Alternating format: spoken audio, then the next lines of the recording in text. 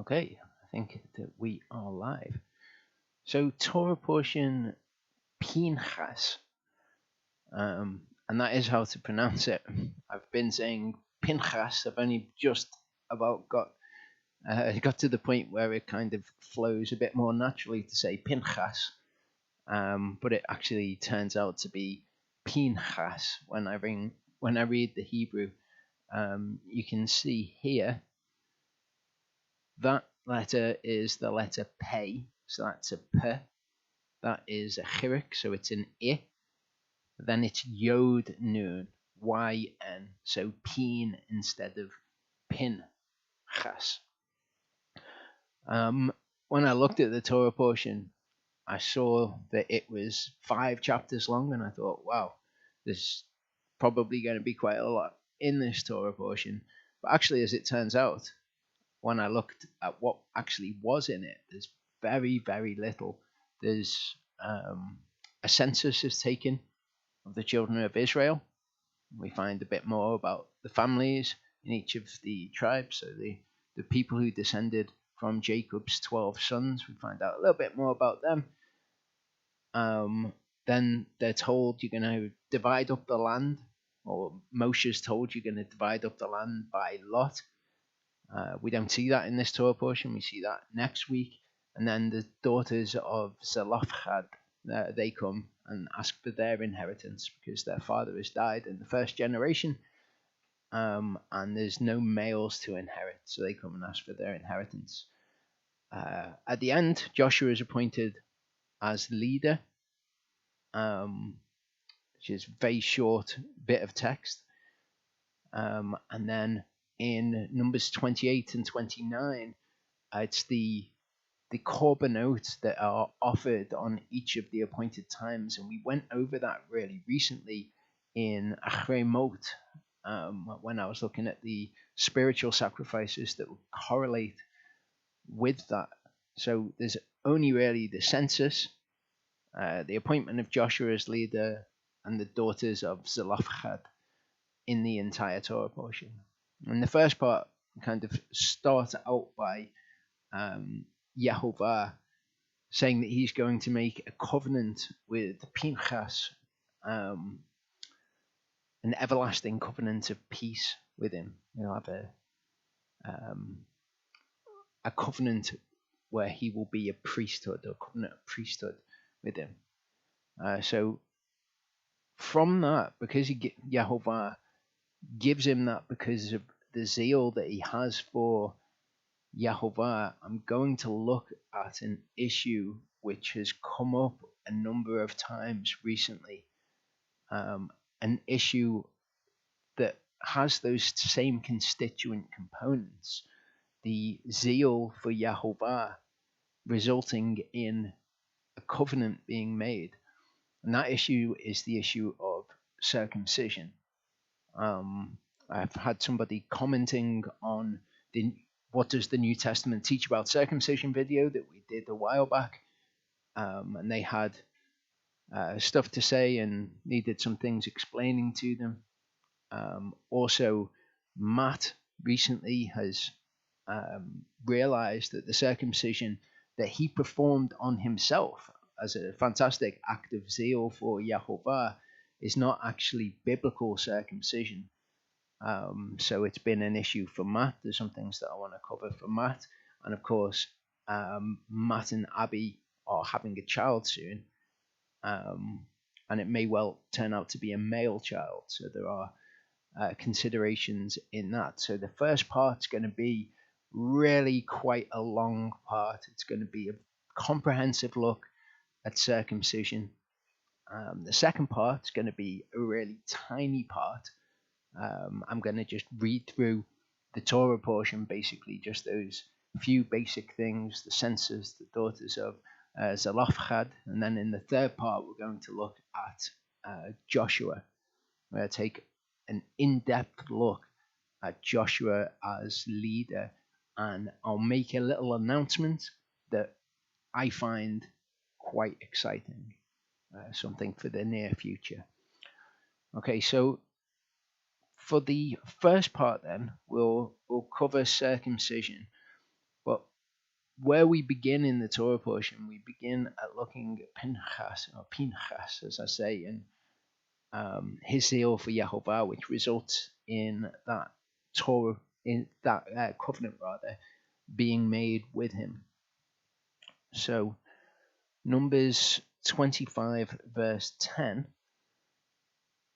Yehovah spoke to Moshe, saying, Pinchas, son of Eleazar, son of Aaron the priest, has turned back my wrath from the children of Israel, because he was zealous with my zeal in their midst, so that I did not consume the children of Israel in my zeal. Therefore say, see, I am giving him my covenant of peace, and it shall be to him and to his seed after him a covenant of an everlasting priesthood, because he was zealous for his Elohim and made atonement for the children of Israel.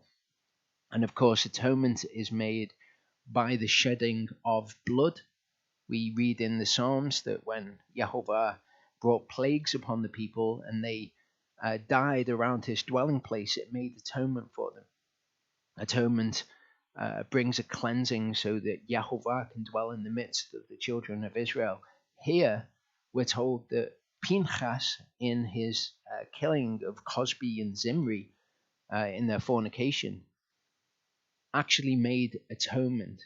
Okay, so a cleansing was brought. But this brings up this important concept, this idea of one's zeal for Yehovah being what it is that Yehovah is looking for from us, and that he wants to make covenant with those who have zeal for him. We've looked at several words recently. We've looked at the word kavod, which is to give weight to give esteem to honor, to heavily esteem Yehovah. We've looked at navat, which is to regard, to look upon and regard. And shamar is the same in the realm of the hearing. It is to hear and to obey, and to yirah Yehovah's word, to fear his word. All of those speak of one's zeal for Yehovah. But this covenant that was made here with Pinchas, and his zeal being the reason for it, we see this as a component of covenant with Yehovah. If we go to Genesis chapter 15 rather, it says, after these events, the word of Yehovah came to Avram in a vision, saying, do not be afraid, Avram. I am your shield. Your reward is exceedingly great. And Avram said, Master Yehovah, what would you give me, seeing I go childless, and the heir of my house is Eleazar of Damascus? And Avram said, see, you have given me no seed, and see, one born in my house is my heir. And see, the word of Yehovah came to him, saying, this one is not your heir, but he who comes from your own body is your heir. So Avram knows that his wife Sarah is barren, and that she cannot bring forth children. So when Yehovah says this to him, he doesn't go back to, oh, well, what does science say about this? Or what do the people around me say about this? He focuses on what Yehovah has told him, and he believes him, and he takes him at his word. We actually see that he takes Hagar and has a child with Hagar. Now, the assumption that I would make is that is because he thinks, well, Sarah can't give me any children, so if my heir is to come from my own body, maybe it looks like this. That's obviously an assumption, but he believes what Yehovah has said, and that's primary to him. Verse 5 says, and he brought him outside and said, look now toward the heavens, count the stars if you are able to count them. And he said to him, so are your seed.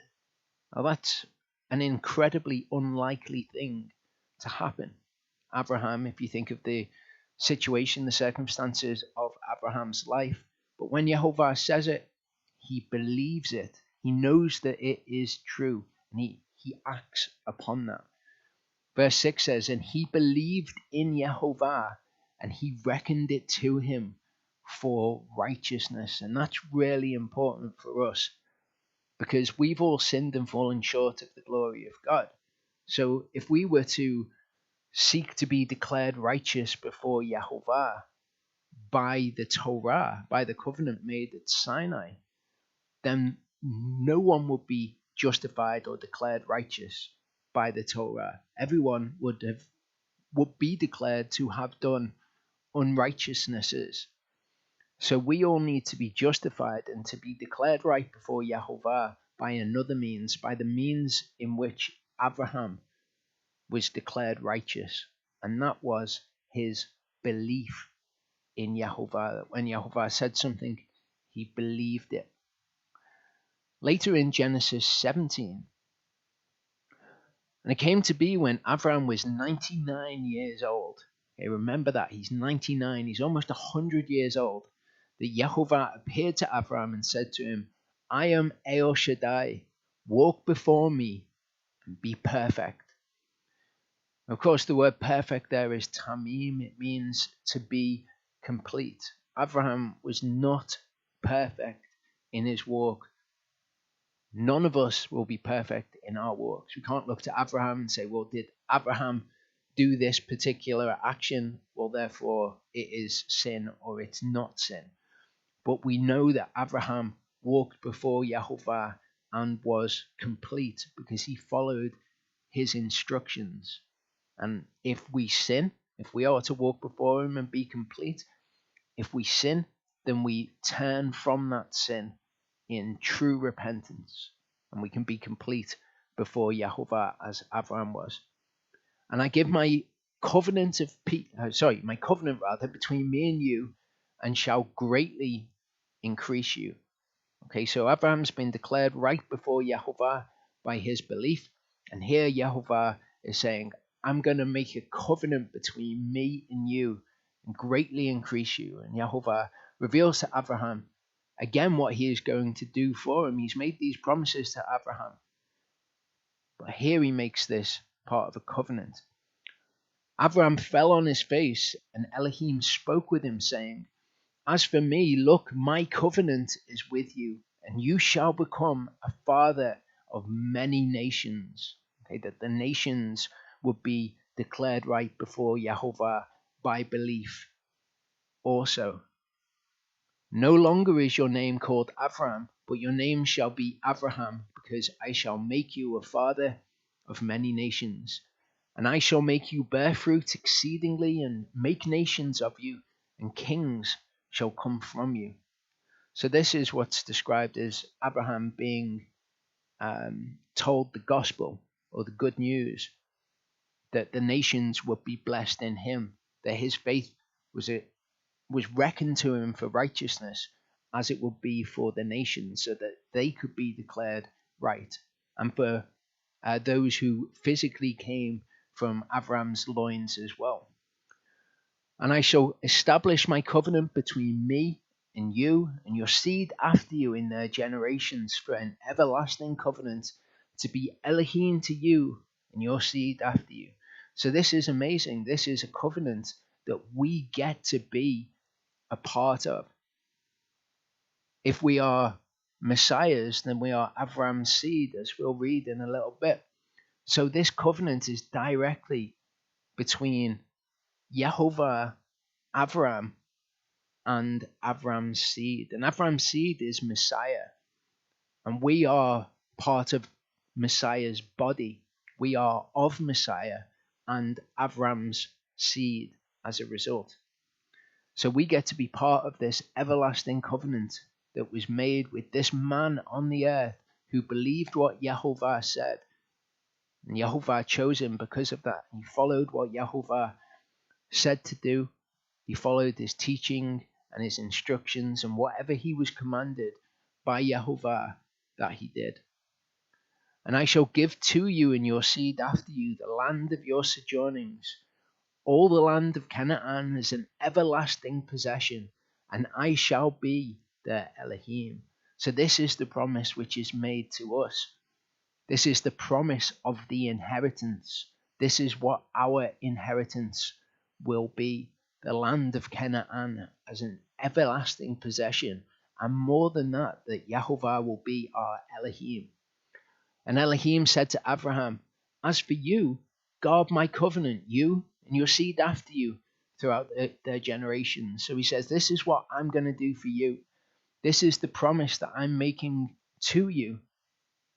This is my part of the covenant. And now he says, as for you, guard my covenant, you and your seed after you. And then he reveals what this looks like. This is my covenant which you guard between me and you and your seed after you. Every male child among you is to be circumcised. Okay, and that word mul is a word which means to be cut, essentially, to be cut off. And you shall circumcise, it's a different Hebrew word, a synonymous word, which is namal, which also means to cut off. You shall cut off the flesh of your foreskin, your olah, and it shall become a sign of the covenant between me and you. So when it says circumcise, the word is cut off. You shall cut off the flesh of your foreskin. One who is uncircumcised in Scripture, in Hebrew and Greek, is just referred to by the word for foreskin. It's essentially one with foreskin. The covenant is that we would cut off the flesh of our foreskin, and it shall become a sign of the covenant between me and you. So pretty simple for us, that we would have faith, we would follow what Yahovah says to do, and that we would take the sign of the covenant in our flesh. Verse 12 says, and a son of 8 days is circumcised by you. Every male child in your generations, he who is born in your house, or bought with silver from any foreigner who is not of your seed. Now this is interesting for us, because we are Avram's seed. Okay, we are reborn. We put our old selves to death, and we are reborn as part of Abraham's house. But also, we are bought with silver. The head tax was what was necessary, a payment that was necessary of half a shekel of silver in order for anyone to be counted as part of Israel. Yeshua has paid our head tax for us to be part of Israel. So you could see both of these things applying to us. Verse 13 says, he who was born in your house and he who was bought with your silver has to be circumcised. So shall my covenant be in your flesh for an everlasting covenant. And that's why circumcision is so important for us, because we're not saved by keeping the Torah. We're not even saved by the new covenant, which is that his Torah would be in our hearts and in our minds. What we're saved by, where we get our justification, which is essential, is from this covenant that was made with Abraham, that faith would be reckoned to us as righteousness, and that blessing then passes to all the nations. Part of the covenant that was made with Abraham, pretty much the only thing that Abraham is asked to do, is to circumcise himself, his household, and any children, male children, that are born in his household. In Galatians 3, Paul writes about this covenant made with Abraham and about how we are justified before Yahovah. He says, even so Abraham did believe Elohim, and it was reckoned unto him as righteousness. Know then that those who are of belief are sons of Abraham. And the scripture, having foreseen that Elohim would declare right the nations by belief, announced the good news to Abraham beforehand, saying, all the nations shall be blessed in you. Just like you, your faith will be reckoned as righteousness, and the same is going to be true of the nations. So that those who are of belief are blessed with Abraham, the believer. It's true for the nations. It's true for the nation, Israel, as well. Yeshua says to the Jews, he says, you are not Abraham's seed. You might be Abraham's descendants, but if you are Abraham's seed, you would do the works of Abraham. So whether you're a physical descendant of Abraham or whether you're one of the nations, you come to Yehovah by belief as Abraham did. Verse 10 says, for as many as are of works of Torah are under the curse, for it has been written, cursed is everyone who does not continue in all that has been written in the book of the Torah to do them. So if you are looking to be declared right, to be justified before Elohim by the works of the Torah, then you're under a curse, because it's been written, cursed is everyone who doesn't continue in everything in the book of the Torah. That's not how any man can be justified before Yehovah. He has to justify somebody by their belief, as with Abraham. Now, the book of Galatians is a fantastic book. It's massively misunderstood, of course. People think when Paul is saying you can't be justified by keeping the law or being circumcised, that he's saying don't keep the law, don't be circumcised. But it's quite the opposite. He's saying be justified by faith. And of course, Abraham's faith and the faith which is described throughout the scriptures is obedience. You can't say that you believe Yehovah and yet you do not do what he says to do. People want more information on the book of Galatians. I would say go to the playlists on our YouTube channel. Go to this one, Galatians commentary. Now that's a verse by verse commentary. I did all 6 chapters of Galatians, but the 6th one didn't record on YouTube server when I did it on Now You See TV. So they were never able to get the video up. But if you go through the first 5 chapters of Galatians, it's probably actually good with that understanding and context to go on then and to read chapter 6 yourself, because it will make so much more sense to you. But if you want a verse by verse on Galatians, there's also one on Romans on there. Continuing in Galatians 3, it says, and that no one is declared right by Torah before Elohim is clear, for the righteous shall live by belief. So you can't be justified, you can't be declared right by the Torah, because everyone's sinned. But the righteous will live by belief, and the righteous are those who follow Torah. They will live by faith. Paul writes about Israel failing to do the Torah because they didn't follow it by faith. But the Gentiles, they now follow it by faith and have attained to righteousness. And the Torah is not of belief, but the man who does them shall live by them. Okay, so you can do the Torah just by a mechanical action, just by works. It's not necessarily by faith. You can do it by faith, and then your faith is reckoned to you as righteousness. So any time where you have failed to do Torah, that is forgiven you because you are justified by your faith, and then you can walk in the Torah by faith. Verse 13 says, Messiah redeemed us from the curse of the Torah. Not that the Torah is a curse, but that it is written, cursed is he who does not walk in all of the Torah. Messiah redeemed us from that, having become a curse for us, for it has been written, cursed is everyone who hangs upon a tree. In order that the blessing of Abraham might come upon the nations in Messiah Yeshua, to receive the promise of the Spirit through belief. Brothers, as a man I say it, a covenant, even though it is a man's, yet if it is confirmed, no one sets it aside or adds to it. So Abraham's covenant that Yehovah made, nobody can set that aside or add to that covenant. The promise and the covenant was clear. Your descendants will inherit the land. As for you, become circumcised, circumcise the children of your house.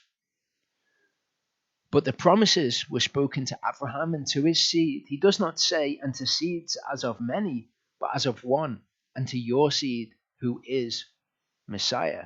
Okay, so now we are of Messiah. We are the body of Messiah. We are heirs according to that promise.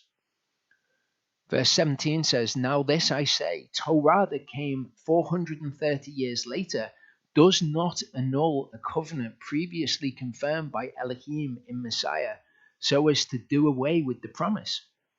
So Elohim made that covenant with Abraham, and nothing that comes after it annuls that covenant. So Paul compares the two covenants, the one that was made at Sinai, and he says, look, you can't be declared right by that covenant.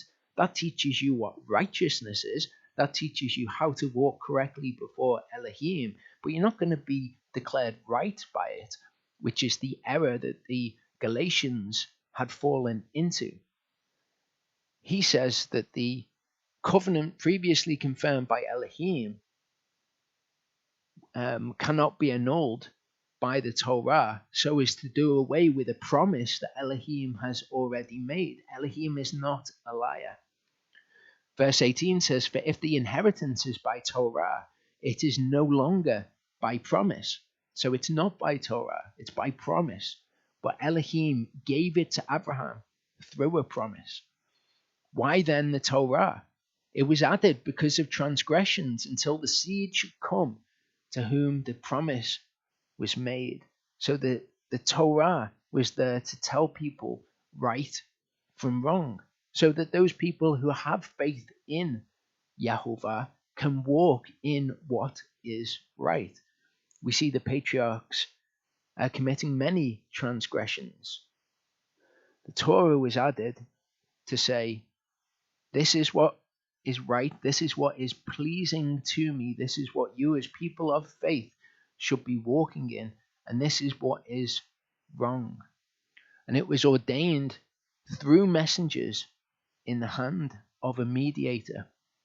The mediator, however, is not of one, but Elohim is one. Is then the Torah against the promises of Elohim? Let it not be. For if a law had been given that was able to make alive, truly righteousness would have been by Torah. Again, in that context, you cannot be justified. You cannot be declared right, declared righteous before Elohim by Torah, because all have sinned, all have done unrighteousnesses. So all the Torah can do is declare you to have done unrighteousnesses, can declare you to have done righteousnesses too, but not that you would be justified before Elohim, because everyone has broken the Torah. Verse 22 says, but the scripture has shut up all mankind under sin, that the promise by belief in Yeshua Messiah might be given to those who believe. That's what the Torah did. It told us right from wrong, and it told us, you guys, you've all broken this. You have all done unrighteousnesses before Elohim. That the promise by belief in Yeshua Messiah might be given to those who believe, because they're the people that are zealous for Elohim, those who regard his word, those who act in faith or in belief to his word. They're the people that Yahovah wants as his kingdom. He wants the people who believe him when he speaks. But before belief came, we were guarded under Torah, having been shut up for the belief being about to be revealed. Therefore, the Torah became our trainer unto Messiah in order to be declared right by belief. It shows you your need for the Messiah. It shows you your unrighteousnesses so that you can see that you need to be declared right by belief, that is your only hope, if you like. Verse 25 says, and after belief has come, we are no longer under a trainer. Not that we don't do the law anymore, just that now we have belief, and that's the reason that we do the law. We don't need something to point us to Messiah and our need for Messiah, because now we believe in Messiah, we believe in Yehovah, and of course, then we follow the Torah. That's what belief is scripturally. Verse 26 says, "For you are all sons of Elohim through belief in Messiah Yeshua. For as many of you as were immersed into Messiah have put on Messiah, the seed to whom the promise was made." Verse 28 says, "There is not Jew or Greek, there's not slave or free, there's not male or female, for you are all one in Messiah Yeshua. You are all Israel. You are all of the body of Messiah. You are all Avram's seed." If you are of Messiah, then you are the seed of Abraham and heirs according to the promise. Reckon with that for a second.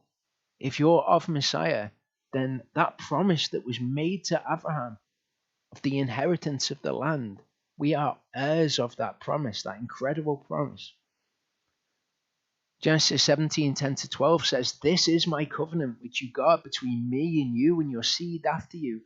Every male child among you is to be circumcised, and you shall cut off the flesh of your foreskin, and it shall become a sign of the covenant between me and you.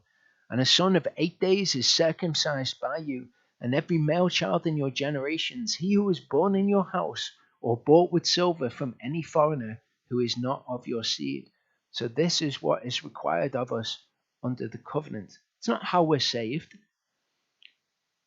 Righteousness was reckoned to Abraham because of his belief in Genesis 15. That's how he was justified. This is the covenant that is made. This is the promise, the inheritance which is promised. Elohim says, "That's my part. For you, you become circumcised in your flesh." Or literally what it says, "You shall cut off the flesh of your foreskin." Obviously in English we would call that circumcision. And our children, a son of 8 days is to be circumcised in the same way. So this covenant between Yehovah, Abraham, and his seed. If you're of Messiah, then you are the seed of Abraham. So we know what Elohim asks of us, that we would be circumcised in our flesh. 1 second, I just need to get the power lead. I think Ashley's going to go and get that. So the result of this, when we come face to face with the requirement that Yehovah wants us to become circumcised, the reaction that many people will have, especially with something which is so culturally dissimilar, and we'll look at the cultural influence on circumcision and how it's been received by the Gentiles as we go on. But pretty much the reaction is summed up by this. What do you mean we have to be circumcised? Didn't Paul say that if you were circumcised, then Messiah won't profit you anything? Didn't he say if you were called in uncircumcision, don't become circumcised? We'll look at those issues. But there's something in that, there's something in people's reactions, which is, to some people, and not all, those who are zealous for his word, in my experience, love the idea that they will have a physical mark in their flesh, a physical sign of the covenant. But many people, and perhaps if this is you, then this should be just that little red flag. Many people will try to desperately search out a reason why that is not so, rather than to be zealous for the word of Elohim and to immediately want to become circumcised. It's got nothing to do with salvation, which is an issue which came up throughout the New Testament. Paul, when he wrote about circumcision, he's always writing in the context of this argument that you would be justified by circumcision. It's not about salvation. It's about Yehovah coming to you and saying, this is my covenant with you. This is your part of the covenant. You'll become circumcised in your flesh, and you'll circumcise the foreskin of a male child on the 8th day. So Galatians 5 verse 2 is a verse which people will, not understanding the context of the verse, they will present to you as if it's a ha gotcha moment, which is an ugly thing, as I'm talking about, for them to seek out some kind of reason in Scripture why they would not have the sign of the covenant in their flesh. But this is what it says. It says, see, I shall say to you that if you become circumcised, Messiah shall be of no use to you. That's the Greek word for circumcised. In Greek, it's to do with cutting around the perimeter. It's peritemno. In English, it's an incision around the circumference. In Hebrew, we're told, cut off the flesh of your foreskin. Messiah shall be of no use to you. So when people read this, especially when it's just presented by somebody who is trying to disprove that you have to be circumcised, people think, wow, that verse seems pretty clear in what it is saying. But this verse exists in a wider context. It's like if you went on holiday and you decided to have a day trip, and you booked a day trip and you're on your way out of the hotel or where you're staying, and the guide to your day trip sees that you've got your passport with you and says, oh no, you won't need that, it's of no use to you. What they're saying to you isn't, your passport will never be of any use to you. It's not of any use to you. You'll never need it. They're talking about in that specific context, and you would understand, because of the context of the situation, what they meant. As we read on in Galatians 5, we'll see the context of what Paul is talking about. And I witness again to every man being circumcised that he is a debtor to do the entire Torah. So if you're thinking, well, I do the Torah anyway, so that's not a problem. I do the entire Torah. What exactly is Paul saying here? Is he saying that doing the entire Torah is bad? Is he saying that being circumcised is bad? In verse 4, we see what he's talking about. He says, you who are justified by Torah, you've fallen from grace. So we can either be justified, we can be declared right by the Torah, by circumcision, or we can seek to be, or we can seek to be declared right by faith. And since we all know that we've all sinned and fallen short of the glory of Elohim, we would be foolish to try to be justified by the law. So Paul's saying, look, if you think this is where your justification comes from, then you're a debtor to do the entire Torah. And guess what? You haven't done the entire Torah. He says, you who are justified by Torah, that's the entire issue. And that was the debate, if you like, which is discussed all the way throughout the New Testament. We'll see in a little while in Acts 15 that this question was presented to Paul and Barnabas by a group of people. They were known as the circumcision party, who said that you had to be circumcised in order to be saved. And they actually went up to Jerusalem to ask the elders about this question so that they could make a declaration on whether the Gentiles needed to be circumcised to be justified. Okay, but people are missing that context. And so if you're missing that context, it's very easy to miss that the people who Paul is talking to are highlighted there, you who are justified by Torah. It's quite easy to read over that.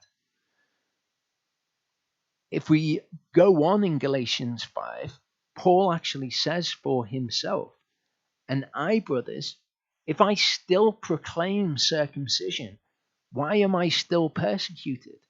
So he starts off by saying, you who are justified by the Torah, you've fallen from grace. Messiah is of no use to you. You don't need Messiah if you're going to be justified by your own righteous works.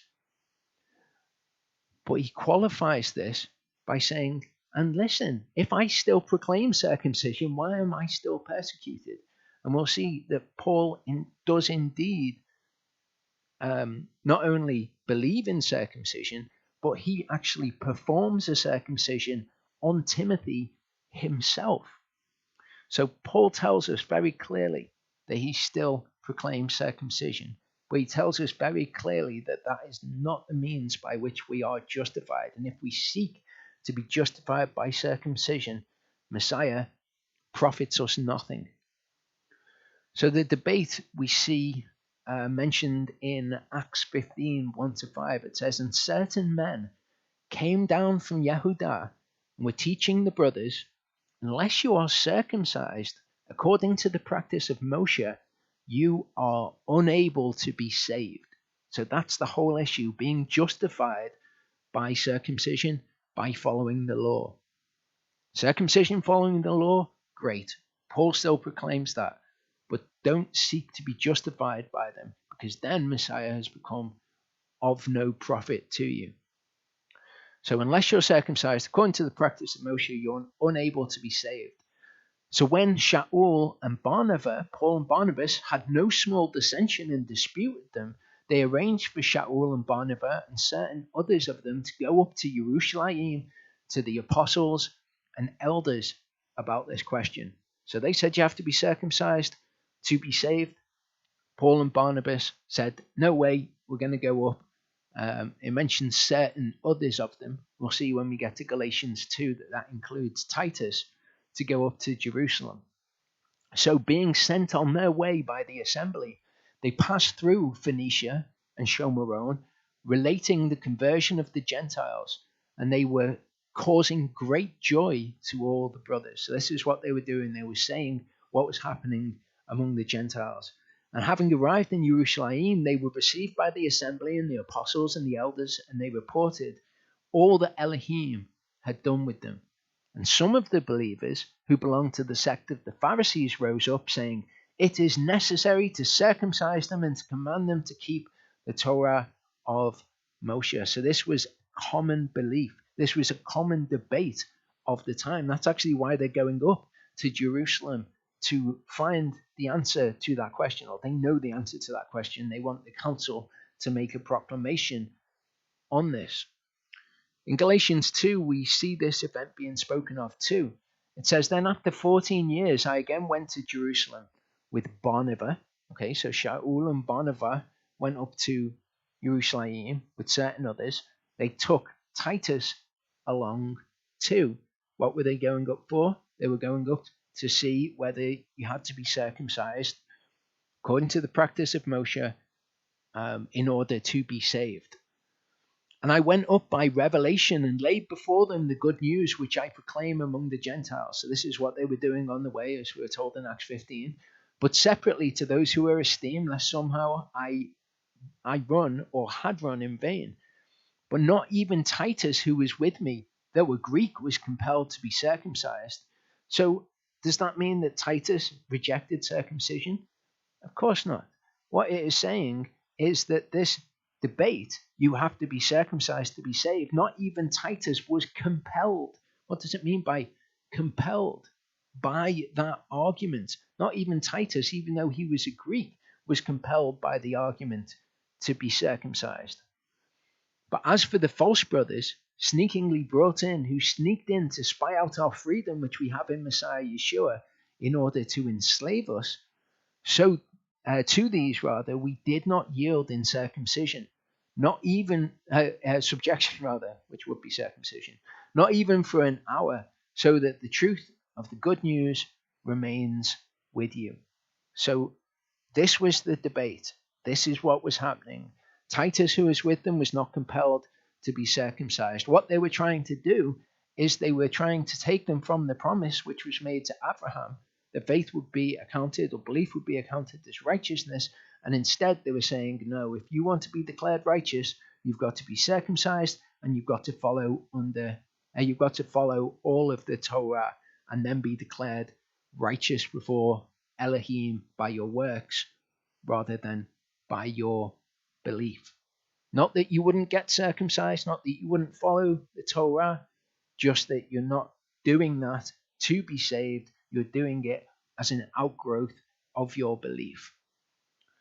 Exodus 12 verse 48 says, "And when a stranger sojourns with you and shall perform the Passover to Jehovah, let all his males be circumcised, and then let him come near and perform it, and he shall be as a native of the land, but let no uncircumcised eat of it." And that word uncircumcised is arel, and it's a word that just means with foreskin. In English, we wouldn't say with foreskin, we would say uncircumcised, but that's what it means.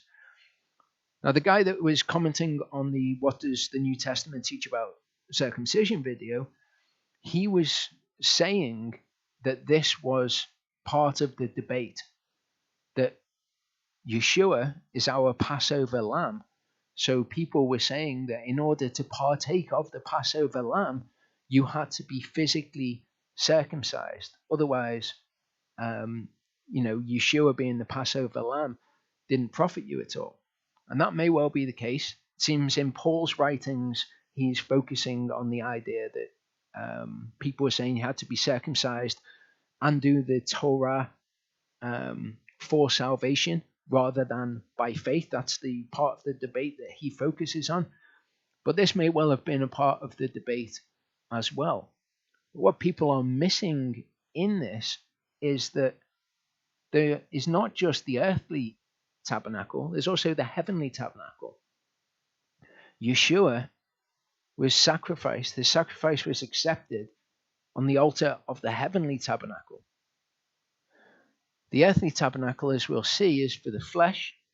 Heavenly tabernacle is for the conscience. Our hearts are sprinkled from a wicked conscience. So to physically partake of the Passover lamb sacrificed on the altar of the earthly tabernacle, your flesh needed to be circumcised. To partake of the Passover lamb offered and accepted on the heavenly altar, it would be your heart that has to be circumcised. And the circumcision of the heart is something that we'll look at as we go through this. This is the word arel. You can see for yourselves here, uncircumcised or having foreskin. This is what it means. You're circumcised, you have cut off your foreskin. If you are uncircumcised, you have a foreskin. That's the definition. So the verse where we learn about the difference between the earthly tabernacle and the heavenly tabernacle is, of course, Hebrews 9:13-14. It says, "For if the blood of bulls and goats and the ashes of a heifer, sprinkling the defiled, sets apart for the cleansing of the flesh, how much more shall the blood of the Messiah, who through the everlasting Spirit offered himself unblemished to Elohim, cleanse your conscience?" Okay, and Yeshua was offered in the heavenly tabernacle. The Passover lamb was offered in the earthly tabernacle. One for the cleansing of the flesh, one for the cleansing of the conscience. One requires the circumcision of the flesh, one requires the circumcision of the heart. So the Jerusalem Council, James, made this decision. They go up to them and they say, this is the question. Do you have to be circumcised according to the manner, custom, practice of Moshe? And this is what the council decided. Therefore, I judge that we should not trouble those from among the Gentiles who are turning to Elohim, but that we write to them to abstain from the defilements of idols and from fornication and from what is strangled and from blood. For from ancient generations Moshe has in every city those proclaiming him, being read in the congregations every Sabbath. So what is required is what Abraham had, which is belief in what Yehovah has said. That belief causes you to do what he has said. So first of all, it's belief. Don't trouble those from among the Gentiles who are turning to God. Instead, tell them these 4 things. These are the things which they should repent of off the bat. All things from the Torah. Because Moses is preached in every city. So it works the same way that it worked with Abraham. He had faith first, and then Elohim told him what to do. That's the way it works for us. Okay, you don't go to a Gentile who you are trying to get to turn, to repent to Yahovah. You don't go to them and say, here's all of the laws. You're going to need to be doing all of them and to get circumcised. And then at that point, you will be justified before Elohim. It's not how it works. It's not how the scriptures describe the process. It's not how it worked with Abraham. And it's not how it works when the Jerusalem Council say what to tell the Gentiles. And they specifically say that their reasoning for that is because Moses is preached in every city on the Sabbath day. That's how we, each one of us, everyone listening to this video, I would imagine, has come to Elohim.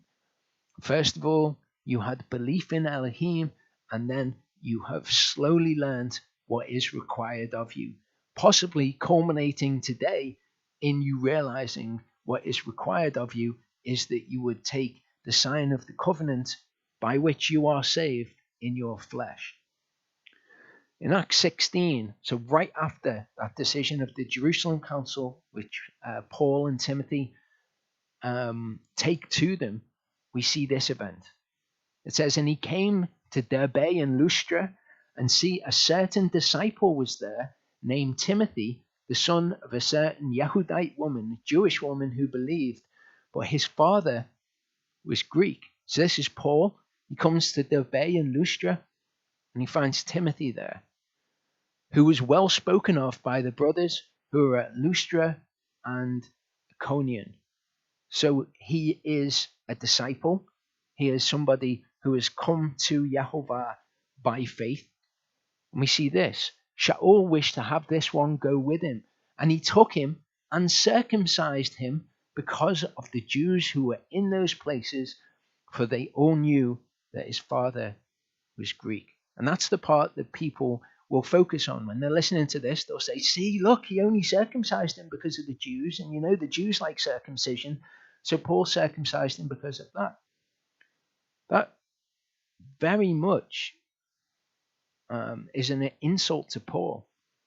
Paul was a man who was prepared to be beaten and stoned and imprisoned in order to preach the word to people. He's certainly not bothered by Jewish people and their attitudes towards Timothy, who is with him, except for that righteousness would be done. He's not saying, oh, I don't personally think that we need to be circumcised, but go on, the Jews think that Timothy needs to be circumcised, so we'll do it. But as we saw in Galatians 5 verse 11, Paul still proclaims circumcision, just not for salvation. So when he comes to Timothy, who is not yet circumcised, he takes him and circumcises him so that he can go on the trip with him. People will look at this as well, and they'll use this as an excuse for why they are not circumcised. Well, Timothy wasn't circumcised, as if Timothy's circumcision or uncircumcision was because of his hard-heartedness towards circumcision. 1 Corinthians 7 verse 18 is a verse that people will commonly bring up, and if you read it in the English here, you can see why people think that this verse is against circumcision. It says, was anyone called while circumcised? Let him not become uncircumcised. Was anyone called while uncircumcised?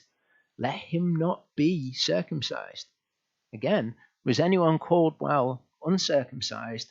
Let him not be circumcised. Again, just like what he said in Galatians 5 verse 2, you pluck that out of the context of what Paul is writing here to the Corinthians, and also out of the context of this debate which was happening at the time, then it would sound like, well, there you go, there's your definitive answer. If you're uncircumcised, don't get circumcised. There's much more to understand about what's going on in this verse. And since we now understand the context of this debate, which is raging at the time and which Paul writes about in most of his letters, we can understand that the debate was, will you become circumcised for your salvation? In the context of that, Paul is saying, if you're called while uncircumcised, don't become circumcised. It's also the context of his first statement of, if you're called while circumcised, let him not become uncircumcised. But that's not what it says. Okay? People think that this word has to do with the stretching out of the foreskin, and so by implication, they've translated it as becoming uncircumcised. Well, if we look at the Greek words used, we can see anyone called while circumcised, don't become epispao. Okay, if you're called while acrobustia, which is the word for foreskin and uncircumcised, let him not become peritemno. So it's not circumcised to uncircumcised, uncircumcised to circumcised. There's three words used there, and to understand them unlocks what this passage is actually saying. Remember, when you read the translation, how those words have been translated is largely dependent on the doctrine of the translator. Since this is translated in most English Bibles by people with your mainstream Christian doctrine that circumcision is no longer necessary, then they have translated it in this way. But I'm going to unpick their reasoning for you here. So this word, epispao, G1986, okay, you can see here, this word is only used once in all of the New Testament. Once. It's not used in the Septuagint. Once in all of Scripture, in the Septuagint or the New Testament. So the translation of this word is absolutely vital. How Strong's has spoken of this is to draw on, let him not draw on his foreskin. As you'll see as we go through this is a massive stretch, if you will excuse the pun. It's made up of two words. It's made up of epi and spao, making together epispao. Epi, as you can see here, is a preposition. So it just means on, in, upon, unto, or to. You can see here how it's translated 120 times as in, 196 times as on, 159 times as upon. So it can be whatever spao is, spao on, spao in, spao upon. So what does spao mean? Spao means to draw. Okay, it's used in the New Testament to mean to draw one's sword. Okay, so epispao could be draw on, could be draw in. And that's actually what it turns out to be, what makes sense in that context. This is the natural meaning of the word. The reason that it has been translated as uncircumcised is because they leap from saying this means drawn on to then saying there was a practice of pulling on short foreskins, and as it turns out it's short foreskins, to then saying it therefore means uncircumcised. That is not good logical progression. That is a fantastic example of a doctrinal translation, a translation which is necessitated by doctrine or supporting doctrine. They don't understand what the debate is that's happening at the time. They don't understand the context of what Paul is saying. They don't even understand that you need to follow Torah. So no wonder these errors are made. So 1 Corinthians 7:18 actually says in its plain reading, was anyone called while circumcised? Let him not become drawn in. Was anyone called while uncircumcised? Let him not be circumcised. So what does that mean? There's a debate. Are you going to be circumcised for your salvation? A debate that not even Titus was compelled to be circumcised by. So if you're already circumcised, don't get drawn in to the debate. If you're uncircumcised, don't get circumcised because of that. Be like Titus, who was not compelled to be circumcised by this debate, that they were on their way to Jerusalem to have the council make a decision on. This is Thayer's Greek lexicon. This is Thayer's Greek lexicon. Now, Thayer was a Christian, and he followed Christian doctrine, standard Christian doctrine. And this is what he writes about this. He's saying that the once that it's used in Scripture, here, 1 Corinthians 7:18, from the days of Antiochus Epiphanes down, and then he gives two references. He says Maccabees 1:15, Joseph Antiquities, book 12, chapter 5, section 1, I think.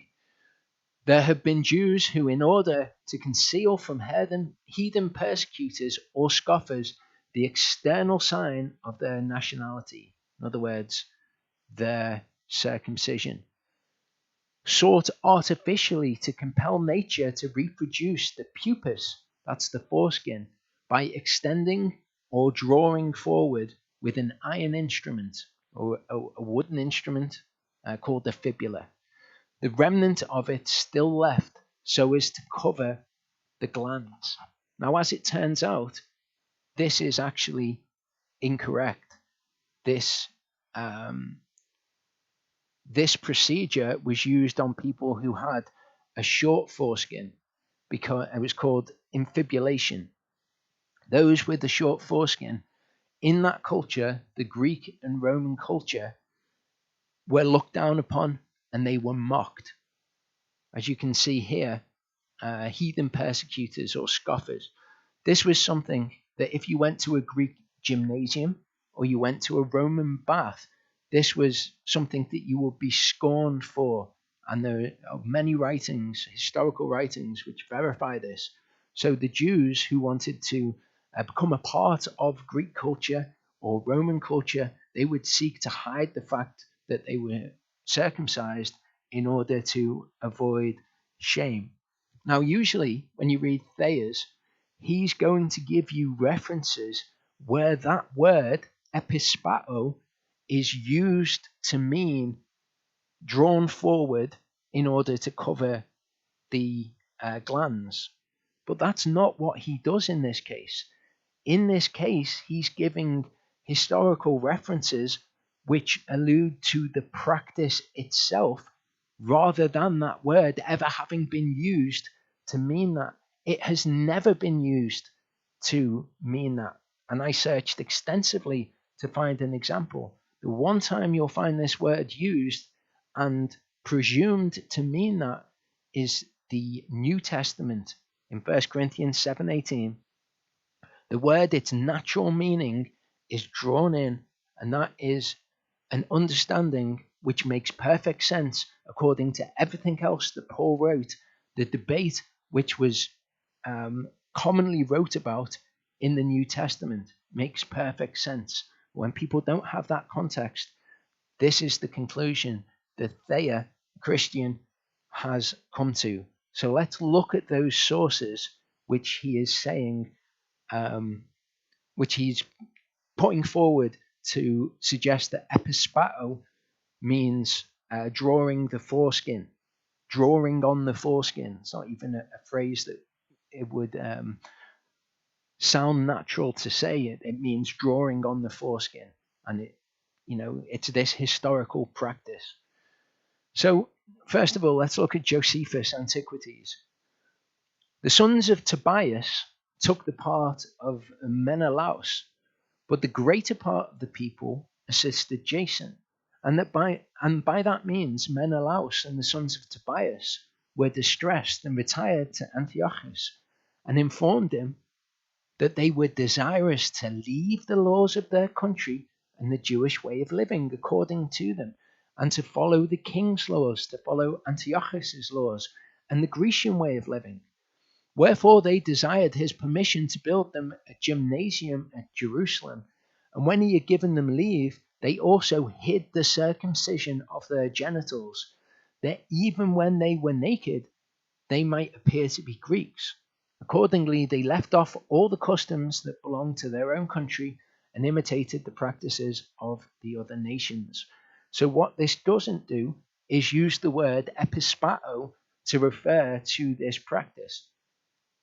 Doesn't even refer to the practice of drawing on the foreskin or pulling the foreskin forward.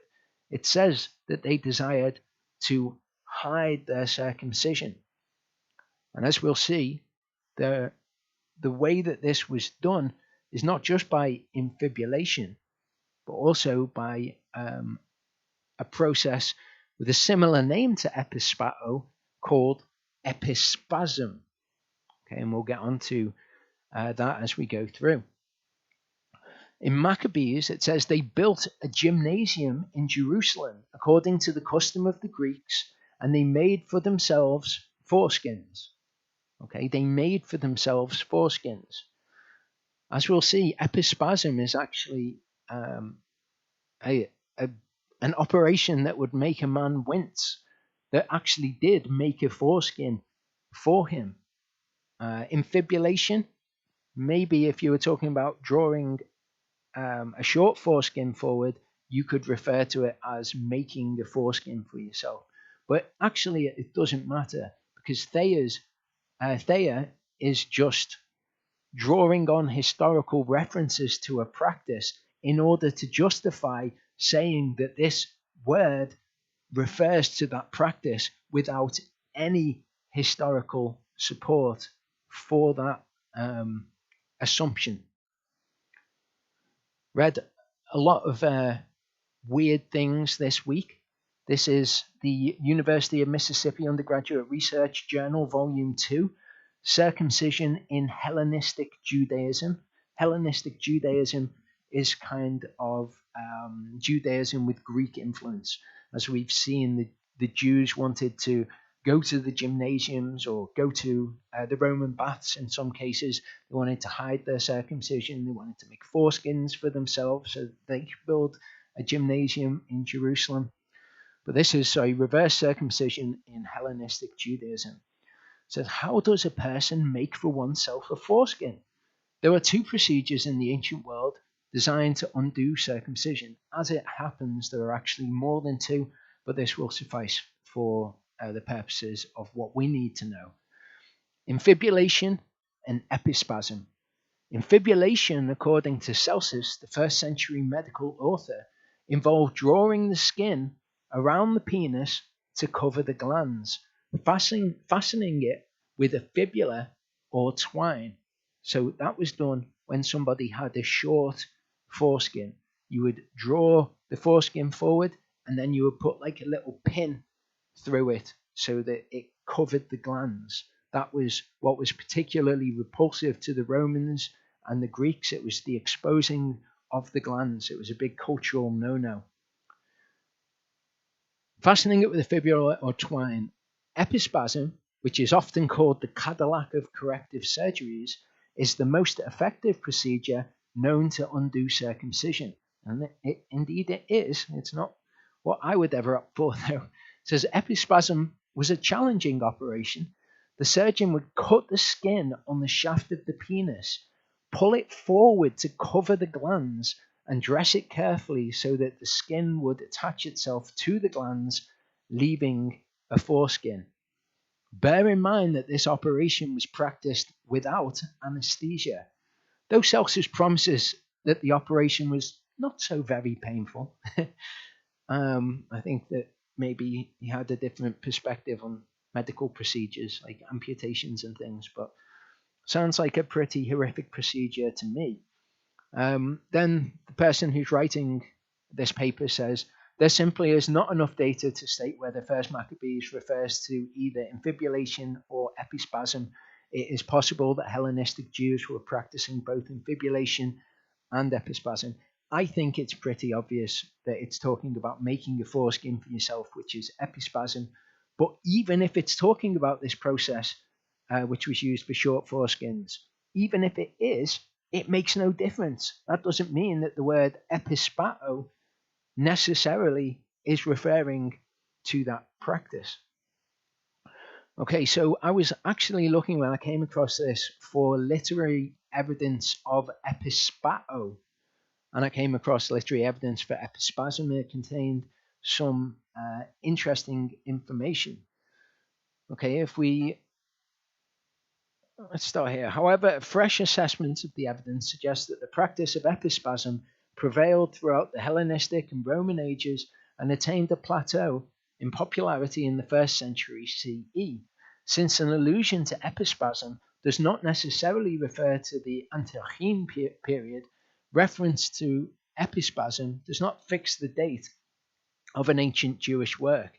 Literary evidence concerning epispasm, motives for epispasm, and ancient Jewish attitudes towards circumcision confirm these conclusions. The great Roman medical textbooks record treatments designed to lengthen defectively short foreskins. Dioscorides, physician to Nero's troops, prescribes the herb thapsia to help restore the foreskin, this is the short foreskin again, by causing it to swell. He says this method will not avail for those who have been circumcised. Of course, because if you've been circumcised, you've had your foreskin removed. We will get onto the practice of just removing a small portion of the foreskin, which is not proper biblical circumcision, but we'll get onto that as we go through. That's a belief which has kind of insidiously become a part of the Torah movement, which is not correct, and we'll look at that more in depth as we go on. So the word epispato and the word epispasm are obviously very similar words.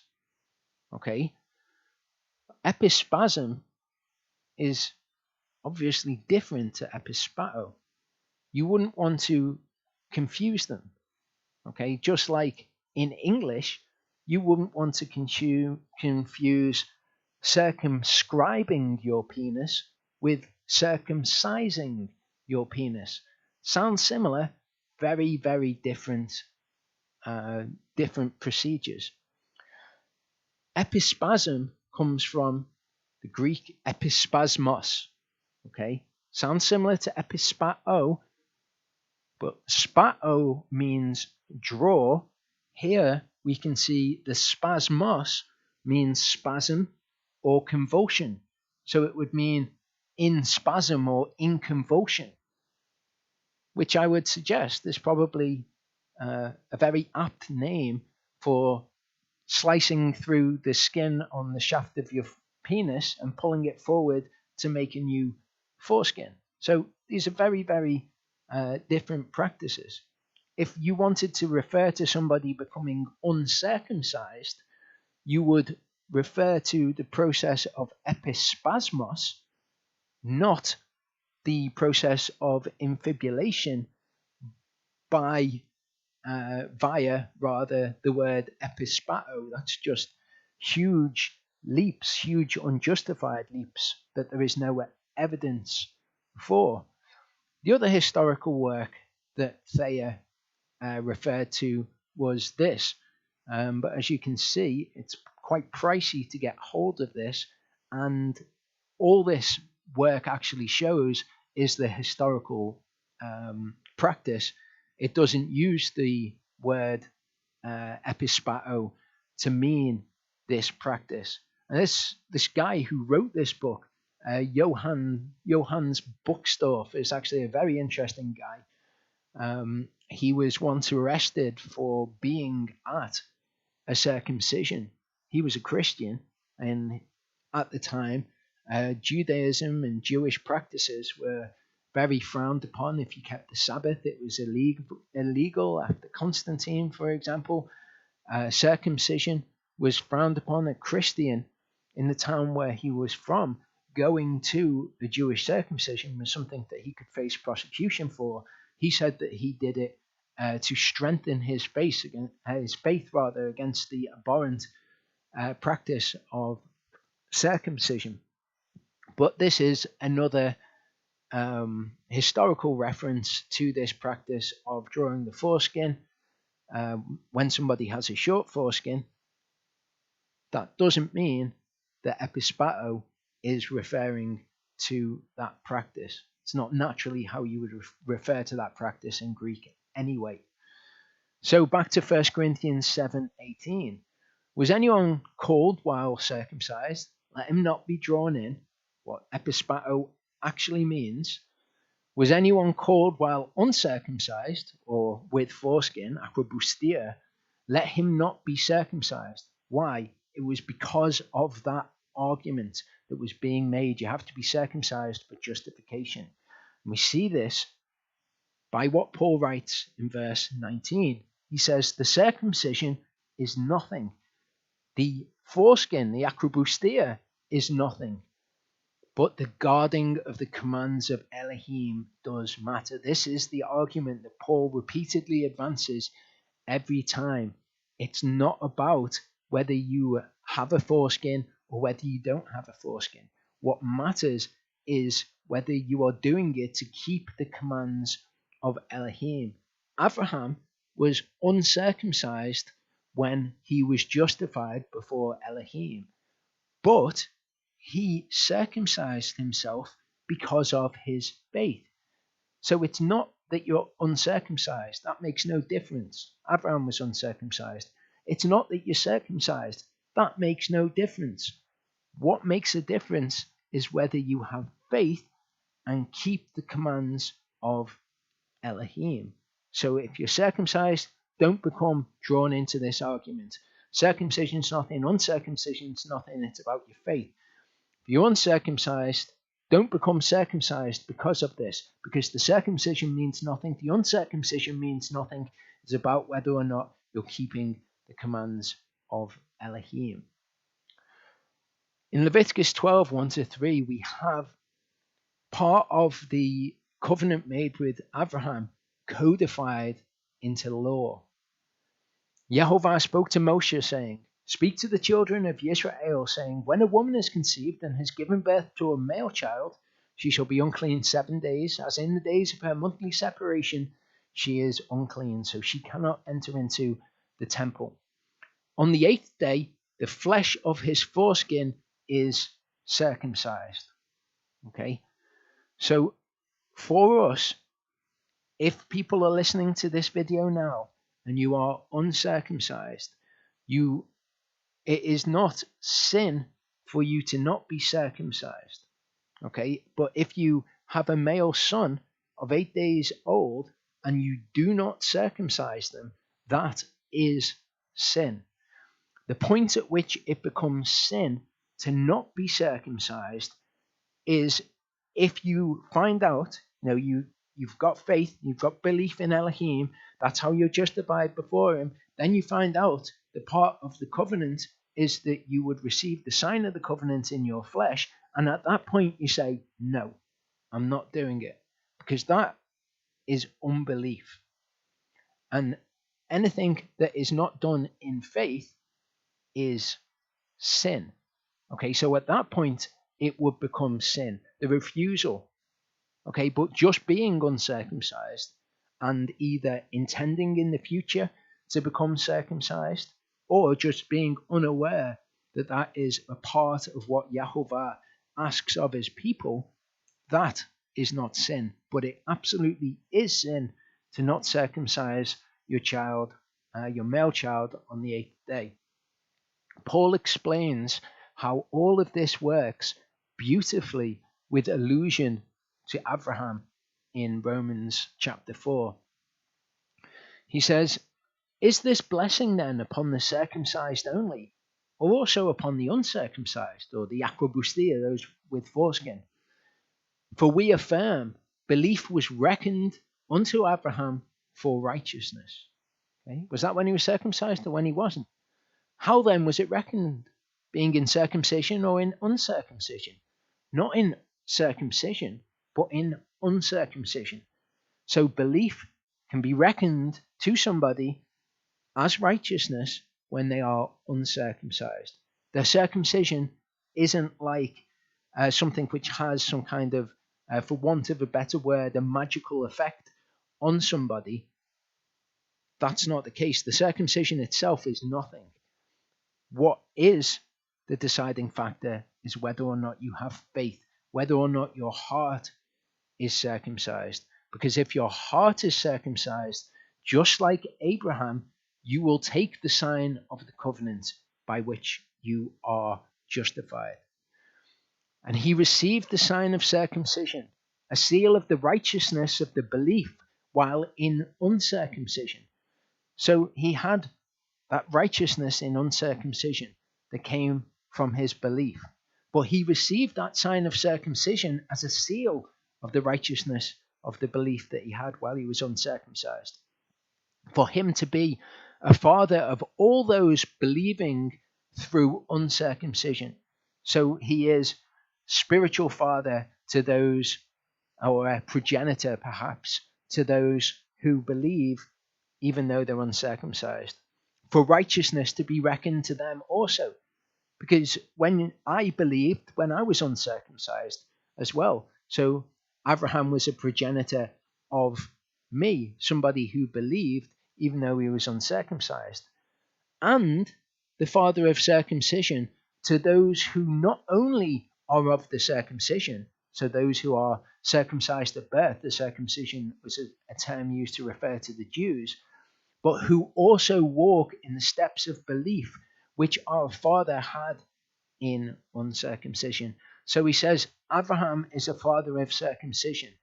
And then he makes absolutely explicitly clear that he's not just talking about to the Jews, he's also talking about to those who follow in his steps, those who believe whilst uncircumcised and then become circumcised. So this is the entire debate explained beautifully by Paul. In Galatians 5 verse 6 it says, "For in Messiah Yeshua neither circumcision nor uncircumcision or foreskin has any strength, but faith working through love." So just like when he said, the circumcision's naught, the uncircumcision's naught, but guarding the commands of Elohim, shamaring the commands of Elohim, treasuring them, cherishing those commands. That's what's important, faith working through love. In Galatians 6:15, he says, "For in Messiah Yeshua neither circumcision nor uncircumcision has any strength." That's not going to be the thing that makes the difference, but a new creature, one with a circumcised heart, one who has faith working through love, one who guards the commands of Elohim and therefore becomes circumcised in exactly the same way that Abraham did. Colossians 2:13 is an interesting one to consider. It says, "And you, being dead in your trespasses and the uncircumcision of your flesh." Being dead in your trespasses, perhaps you understand, but being dead in the uncircumcision of your flesh, that doesn't quite jive with your normal Christian doctrine, does it? Paul also explains in Romans 2 this idea that if you're circumcised, that has no strength in and of itself. He says, "For circumcision indeed profits you if..." Excuse me, I'll just have some water. "Circumcision indeed profits you if you practice the Torah. But if you are a transgressor of the Torah, your circumcision has become uncircumcision." We'll see Yehovah speaking of punishing the circumcised with the uncircumcised in a verse in a little bit. But if you're circumcised but you break the Torah, your circumcision is counted as uncircumcision. You may as well be uncircumcised before Yahovah, because circumcision is naught, uncircumcision is naught, but the guarding of the Torah.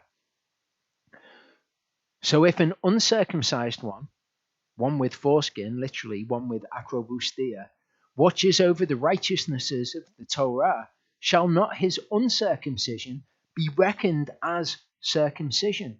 So if you're uncircumcised, but you're walking in faith, you're keeping all of the commands of the Torah, your uncircumcision before Elohim is counted as circumcision.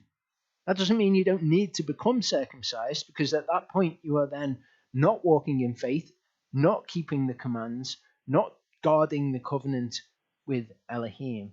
But if you were to die in that state and you were uncircumcised and you were walking in belief, then Yahovah would not hold your uncircumcision against you. It would be reckoned as if you had been circumcised. And the uncircumcised by nature, the one with foreskin by nature, who perfects the Torah, shall judge you, who notwithstanding letter and circumcision are a transgressor of the Torah. So the uncircumcised by nature, that would be a Gentile, who perfects the Torah, someone who's walking in faith, doing all the commandments, they would judge a Jew who was part of the circumcision, or a transgressor, or was a transgressor of the Torah. Because again, circumcision's nothing, the uncircumcision's nothing in and of itself. It's whether or not you have faith, whether or not you have a circumcised heart. For he is not a Jew who is so outwardly, neither is circumcision that which is outward in the flesh. But a Jew is he who is so inwardly, and circumcision is that of the heart. So again, it's just the same message that Paul always writes. It's not about the circumcision as the be all and end all. That's not what decides whether you're saved or not. There are tons of Jewish people who are going around and they're circumcised, but their circumcision's counted as uncircumcision, which should show us that uncircumcision is not a desirable state in and of itself. Deuteronomy 10:12-16 is an important piece of scripture for us to understand. We can see that Paul draws many of the things which we've seen in his writings from this piece of scripture. People will say, okay, so, or they'll misunderstand that now circumcision's not important. Now it's all about the circumcision of the heart. They think after Yeshua, we're now circumcised in heart, whereas before Yeshua, we were circumcised in flesh. That is not the case. It has always been that we are to be circumcised in flesh and circumcised in heart. Abraham was circumcised in heart before flesh, and it has to be the same for us. So verse 12 says, and now Yisrael, what is Yahovah your Elohim asking of you? But to fear Yahovah your Elohim, to walk in all his ways, and to love him, to serve Yahovah your Elohim with all your heart, with all your soul, to guard the commands of Yahovah and his Torah, which I command you today for your good. Circumcision's not, uncircumcision's not. It's guarding the commands that's important. See, the heavens and the heaven of heavens belong to Yahovah your Elohim, also the earth with all that is in it. Yahovah delighted only in your fathers to love them, and he chose their seed after them, you above all peoples, as it is today. So, do the Torah. That's important. You shall circumcise the foreskin of your heart and harden your neck no more.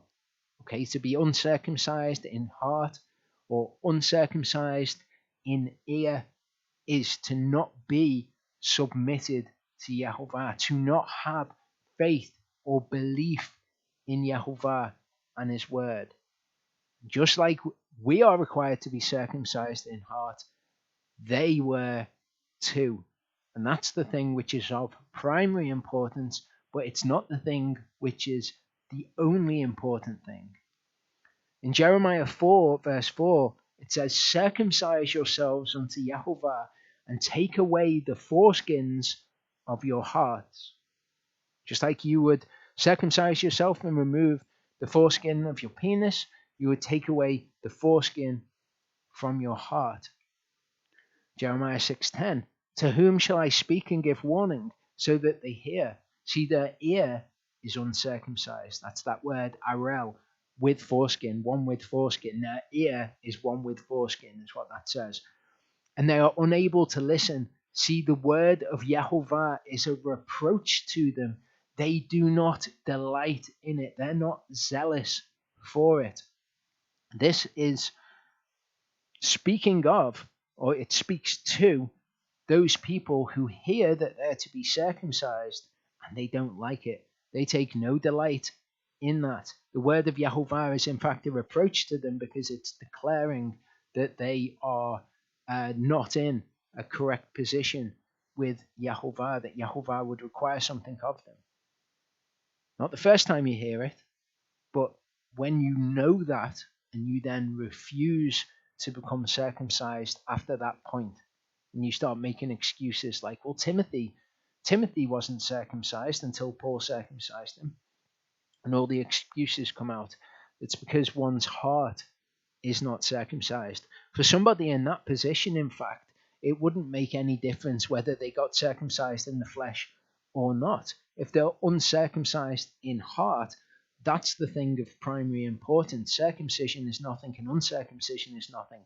What matters is whether you're doing it to follow Yahovah's word, if you're doing it through faith, if you're doing it because you are a new creature, if you're doing it to guard the commands of the Torah.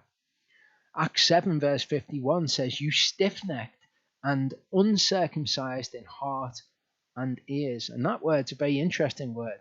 Circumcised is peritemno. Uncircumcised here is not acrobustia. It's not saying you are with foreskin in your heart and ears. It's saying you haven't circumcised your heart and ears. You are a perimetos. Okay, you haven't circumcised yourself, is what that says, in heart and ears. You always resist the Holy Spirit as your fathers did, so you also do. Ezekiel 44 verse 9. Okay, Ezekiel 40 through 48, talking of the millennial kingdom, a prophecy yet future, and it says, thus said the Master Yahovah, no son of a foreigner, uncircumcised in heart or uncircumcised in flesh, comes into my set-apart place, even any son of a foreigner who is among the children of Israel. It's always been a requirement. It's always going to be a requirement. You have to be circumcised in heart and in flesh. Jeremiah 9:23-26 says, thus said Yahovah, let not the wise boast in his wisdom, nor let the mighty boast in his might, nor let the rich boast in his riches. But let him who boasts boast of this, that he understands and knows me, that I am Yahovah, doing kindness, justice, and righteousness in the earth. For in these I delight, declares Yahovah. See, the days are coming, declares Yahovah, when I shall punish all circumcised with the uncircumcised. Mitzrayim and Yehudah and Edom and the children of Ammon and Moab, and all those trimmed on the edges who dwell in the wilderness, for all the Gentiles are uncircumcised, and all the house of Israel are uncircumcised in heart. So we can see he's going to punish the circumcised, because the circumcision and the uncircumcision, or your circumcision or your foreskin, is nothing. What matters is whether you are circumcised in heart.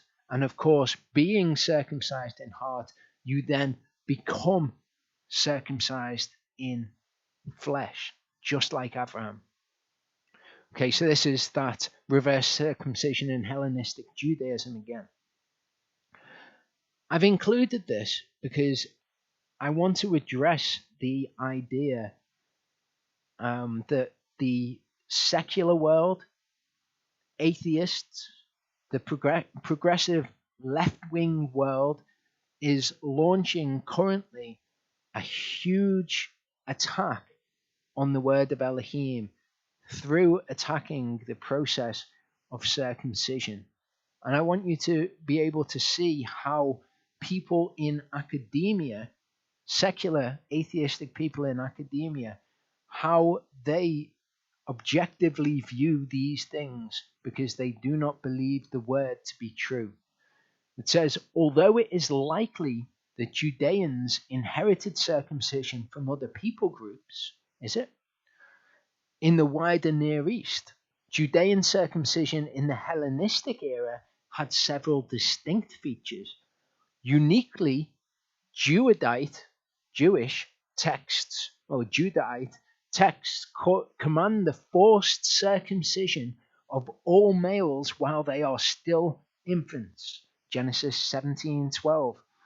The Judeans were practicing infant circumcision on all males in the infancy stage is distinct from any other circumcision practice in the wider Near East in which only a few males were circumcised as they transitioned from boyhood to manhood. The idea being promulgated here is that that is a good thing, of course. The means by which Judean circumcision gained its uniqueness is the subject of much debate. It might be in the academic papers of secular authors, but it's certainly not in those who have a circumcised heart who believe the word. Listen to the language. They command the forced circumcision of all males while they are still infants. Now, it doesn't matter what the secular world, what the atheistic world think. We're not to judge them for their beliefs. We leave that to Yehovah. But it does matter when those beliefs start bleeding into the Torah movement and other people groups who follow Yehovah as they understand to. Here is an article written by a Jewish man. He says, for several decades, opposition to circumcision has been building in the United States and within the American Jewish community. This year, the people of San Francisco will see on their ballots a proposed ordinance banning circumcision entirely, with no exception for religious Jews or Muslims.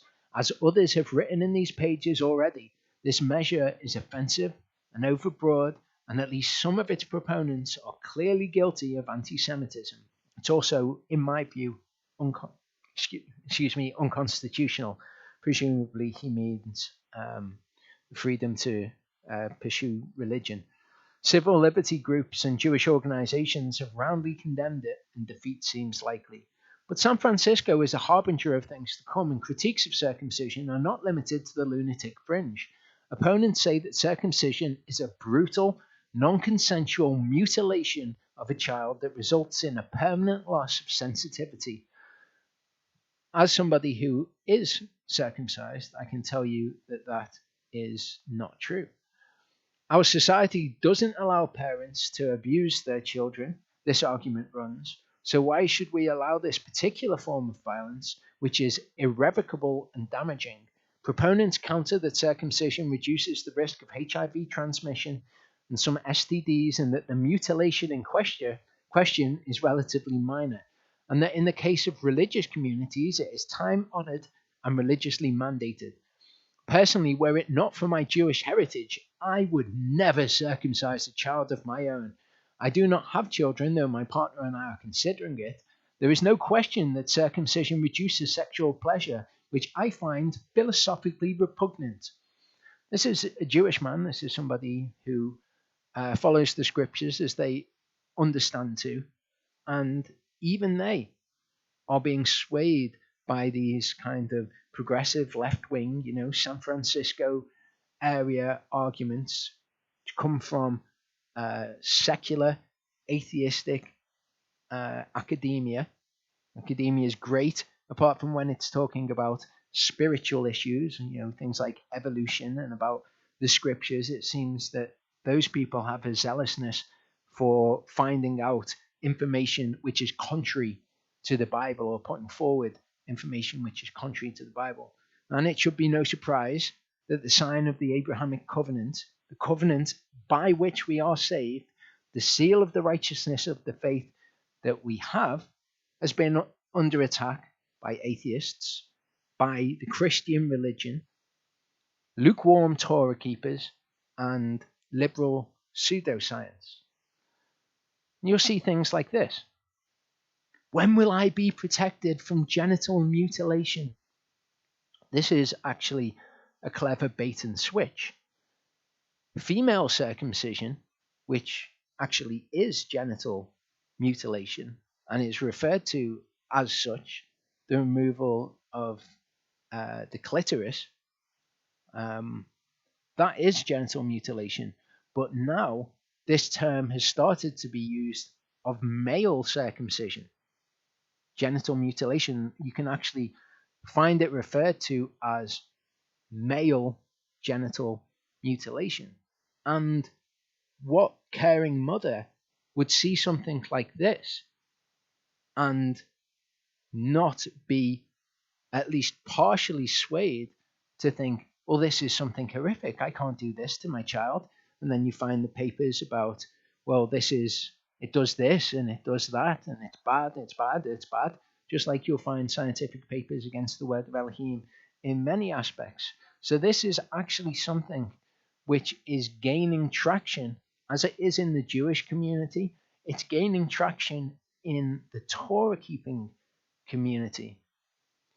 Some Torah keepers don't go as far as to say, well, we shouldn't be circumcising at all. Praise Yah. But what they have been sucked into is a lie that the form of circumcision that was practiced in ancient times was not the removal of the foreskin and the revealing of the glands. Instead, what it was the removal of the tip, the very tip of the foreskin. One of the things that people like this will point to is the statue of David, Michelangelo's David.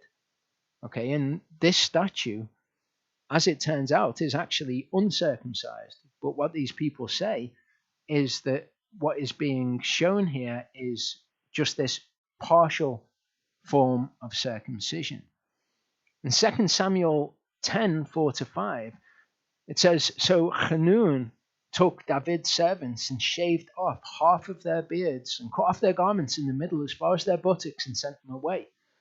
This is something that was done to shame them, because in that culture, to have your beard shaved was something that would be shameful. They informed David, and he sent to meet them because the men were greatly ashamed. And the king said, wait at Jericho until your beards have grown and then return. So one thing that you'll notice about Michelangelo's David, other than his uncircumcised penis, is the fact that he doesn't have a beard. So Michelangelo's art is not an anatomically correct reproduction of what a Jew of the time looked like. Rather, what it reflects is the Greco-Roman aesthetic standards of beauty. Remember that the revealing of the glands was something that was shameful. It's not something that would be reproduced in Renaissance art. The idea that Michelangelo, a 26-year-old Florentian, was somebody who had an intimate knowledge of Jewish circumcision and accurately reflected that in his statue of David is a nonsense. But these are the sorts of crumbs that people who want to hold on to these things will gravitate towards. With Yeshua, Luke 2, verse 21, it says, and when 8 days were completed for him to be circumcised. Okay, so Yeshua was circumcised after 8 days. Michelangelo's David doesn't show David to be circumcised. In art of the same era, okay, you see Yeshua. This is Renaissance art from the area that we now know as Italy. Yeshua is depicted as uncircumcised. He's clearly older than 8 days old here, and yet he is shown as uncircumcised rather. It's because the art isn't accurately reproducing religious information or Jewish practices or anything like that. It's reflecting the norms of the time and of the societies in which this art was produced.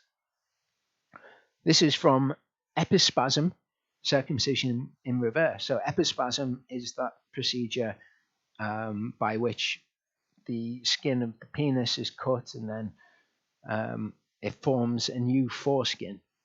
A simple surgical procedure called infibulation was another option for a defectively short foreskin. A surgeon would pierce the foreskin to receive a light wooden pin called a fibula. With the fibula inserted, the foreskin was held neatly closed. Infibulation was supposed to improve the voice and health of adolescent boys. But Celsus, the author of a medical text from the 1st century CE, doubts the therapeutic value of infibulation for this purpose.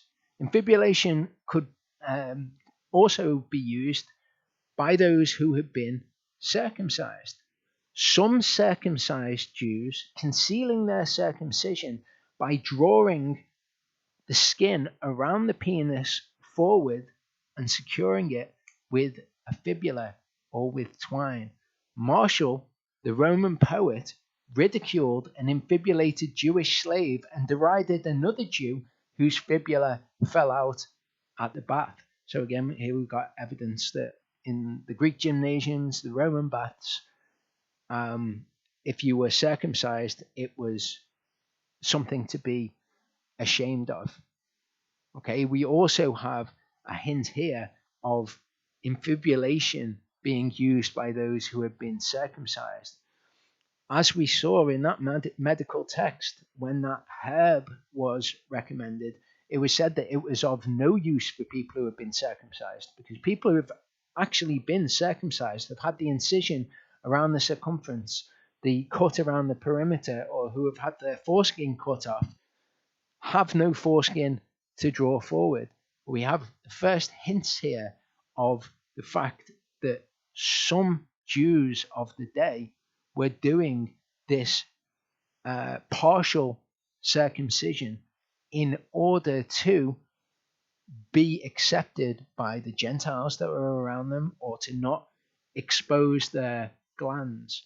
And regrettably, just as it crept into the Jewish world, it is creeping into the Torah movement. But if we look here, Olah is the Hebrew word, and it means foreskin. It also means uncircumcised. Okay, just one with foreskin is the word for being uncircumcised. Same with akrobustia, the Greek word, having the foreskin uncircumcised. Okay, so if you have a foreskin, you are uncircumcised. It's unquestionably an incision around the circumference of the foreskin. It's unquestionably, and we'll go through the verses, the removal of the foreskin.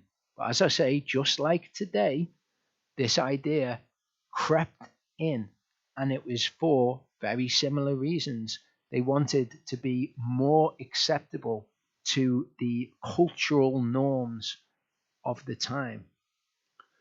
Joshua 5, 2-3, it says, "At that time Yahovah said to Yahushua, make knives of flint for yourself and circumcise the sons of Israel again the second time." Does this mean that they had already been circumcised and that actually they could be circumcised for a second time because their foreskin hadn't been removed? No, it's the sons of Israel who were circumcised the second time, not those particular people. The first time they were circumcised was before the Passover, when they left Egypt. This is when we see Zipporah throwing the foreskin at Moses' feet. That's the first time that the sons of Israel were circumcised. This generation in Joshua are the second generation, and so the sons of Israel needed to be circumcised again a second time. So Yahushua made knives of flint for himself, and he cut off the sons of Israel at what? The hill of foreskins. If he was just nicking the top of their foreskin, I think it would have been quite an incredible feat to come up with a hill of them. The scriptures always describe the cutting off of the foreskin as the practice of circumcision. But you'll notice that these people, up until this point, are not circumcised. But when Jehovah says, circumcise them, then they're circumcised. It's just like Timothy.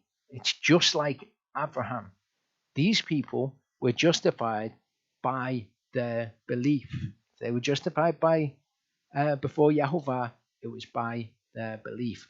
Their circumcision came later. Okay, so we've got the Hebrew word translated as circumcise, because that's what the English practice is. So we translate it into English as circumcised, but it is this cutting off, to be cut off. So when you're told to maul the flesh of your foreskin, you're literally being told to cut off the flesh of your foreskin.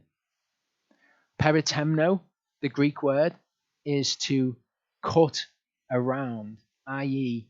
to cut around the perimeter. Peritemno, perimeter, that's where you get that from. In Exodus 4:25-26, of course in English, circumcise means to make an incision around the circumference. In Exodus 4:25-26, it says, and Zipporah took a sharp stone and cut off the foreskin of her son. Okay, karat is another word which means to cut off. If you're going to be cut off from the children of Israel, that's that word, karat, literally meaning cut something off. She cut off the foreskin of her son and she threw it at Moshe's feet and said, you are indeed a bridegroom of blood to me. This is regrettably emblematic of the response that many people have to circumcision today. But she didn't nip off the tip of the foreskin and flick it at him. She cut off the foreskin and threw it at his feet. So he let him go, and she said, you are a bridegroom of blood, because of the circumcision, the mulah, the feminine form there of mul, to cut off, because of the cutting off is essentially what that says. But again, it's the removal of the foreskin that we see throughout Scripture. 1 Samuel 18:25-27 says, and Shaul said, say to David, the king has no delight in any payment for the bride, but 100 foreskins of the Philistines. The Philistines were referred to as the uncircumcised, an uncircumcised man, a Philistine. What the bride price was 100 foreskins to circumcise 100 Philistines. Servants declared these words to David, pleased David well to become the king's son-in-law, and the days had not expired. David arose and went, he and his men, and they smote 200 men of the Philistines, and David brought their foreskins. He didn't bring 200 foreskin tips. He didn't bring, what was asked of him was not 100 foreskin tips. It was 100 foreskins in their entirety. That's what it is to take the sign of the covenant in your flesh. It is to cut off your foreskin. Genesis 34:22-25. Only on this condition would the men agree to dwell with us, to be one people. If every male among us is circumcised, as they are circumcised, their herds and their possessions and all their beasts, should they not be ours? Only let us agree with them and let them dwell with us. And all who went out of the gate of his city listened to Hamor and Shechem his son. Every male was circumcised, all who went out of the gate of his city. It came to be on the third day, when they were in pain, that the two sons of Yaakov, Shimon and Levi, Dinah's brothers, each took his sword and came boldly upon the city and killed all the males. Now, if this was the removal of the tip of your foreskin, if two men came into your city, 3 days after it had happened, they're not going to be able to kill all of the men and to plunder the city as they did. Whereas if you have had your foreskin cut off, and again, I can attest to this from experience, on the 3rd day, you would be in pain and you would not be capable of defending your city. Recently, I cut my finger quite severely in the same sort of amount of flesh removed as if you cut off the tip of a foreskin using a potato peeler, and it dug right into my finger and took a piece of skin out that I would not have believed it was capable of beforehand. But 3 days after that happened, if somebody had come to attack, I would have been capable, if so minded, to defend myself.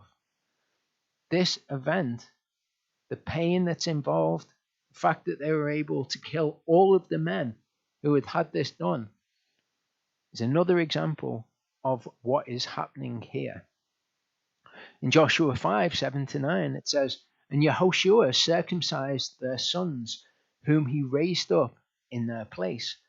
For they were uncircumcised, they were arel, they were ones with foreskin, because they had not been circumcised on the way." So again, it's the 2nd generation.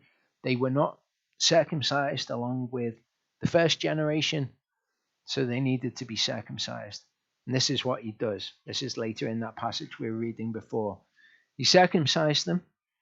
It came to be, when they had completed circumcising all the nation, they stayed in their places in the camp until they were healed. Again, if it's just this tip of the foreskin, they would not need to remain in the camp until they were healed. It might be a tiny inconvenience, a little bit of pain as you're walking around. Verse 9 says, "And Yehovah said to Yahushua, today I have rolled away the reproach of Mitzrayim from you." This is really important that we get our minds around what this is to Yehovah.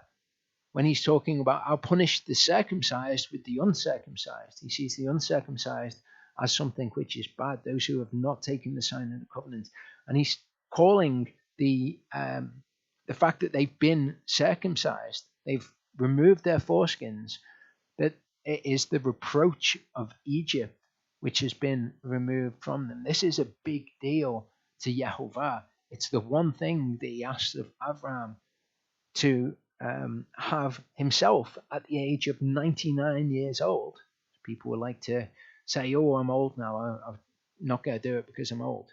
Abraham was 99, and the children born in his house. Okay, epispasm, circumcision in reverse again. This says, both confirming that many Jews neglected circumcision, again, as it was then, the same is true now in the Torah movement, and affirming the rabbinic commitment to it. The Talmud tells us that Jerusalem fell to the Romans and the temple was destroyed because Jews broke covenant by failing to circumcise their sons. So just like today, it was the same with the Jews then. Some Jews practiced a form of circumcision that did not show, as it was then. The same idea is creeping in now. The reaction can be seen in the Mishnah's requirement that valid circumcision must bear the glands.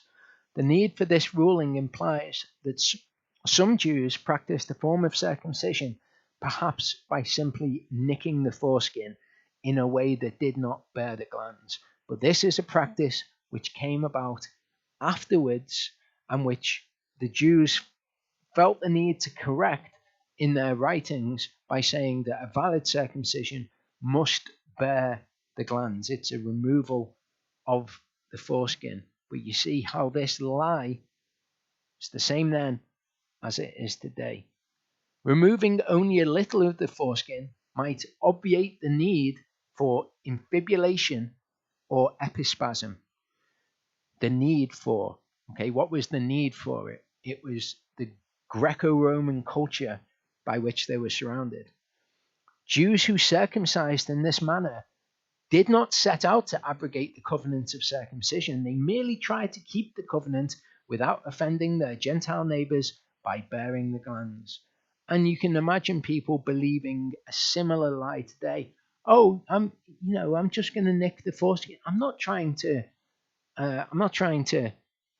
abrogate the covenant that was made with Abraham. I'm actually trying to do the covenant that was made with Abraham. When really, what is happening is people are doing what Charlie referred to Bilam or Balaam doing in Torah portion Balak. When they're not happy with the word, they go back to Yehovah and they try to find something different. They're not happy with what he has said. So people, and we've discussed this recently, they try to twist the word to be how they want it to be. Okay, we'll only do Sukkot for 2 days. We're still doing Sukkot, but it's a bit much to ask for us to dwell in tents for 7 nights. That's a bit too much. So we'll still do Sukkot, but we'll do it a bit differently. We'll still do circumcision, but we'll do it in a way which is more palatable to us and to the culture which is around us.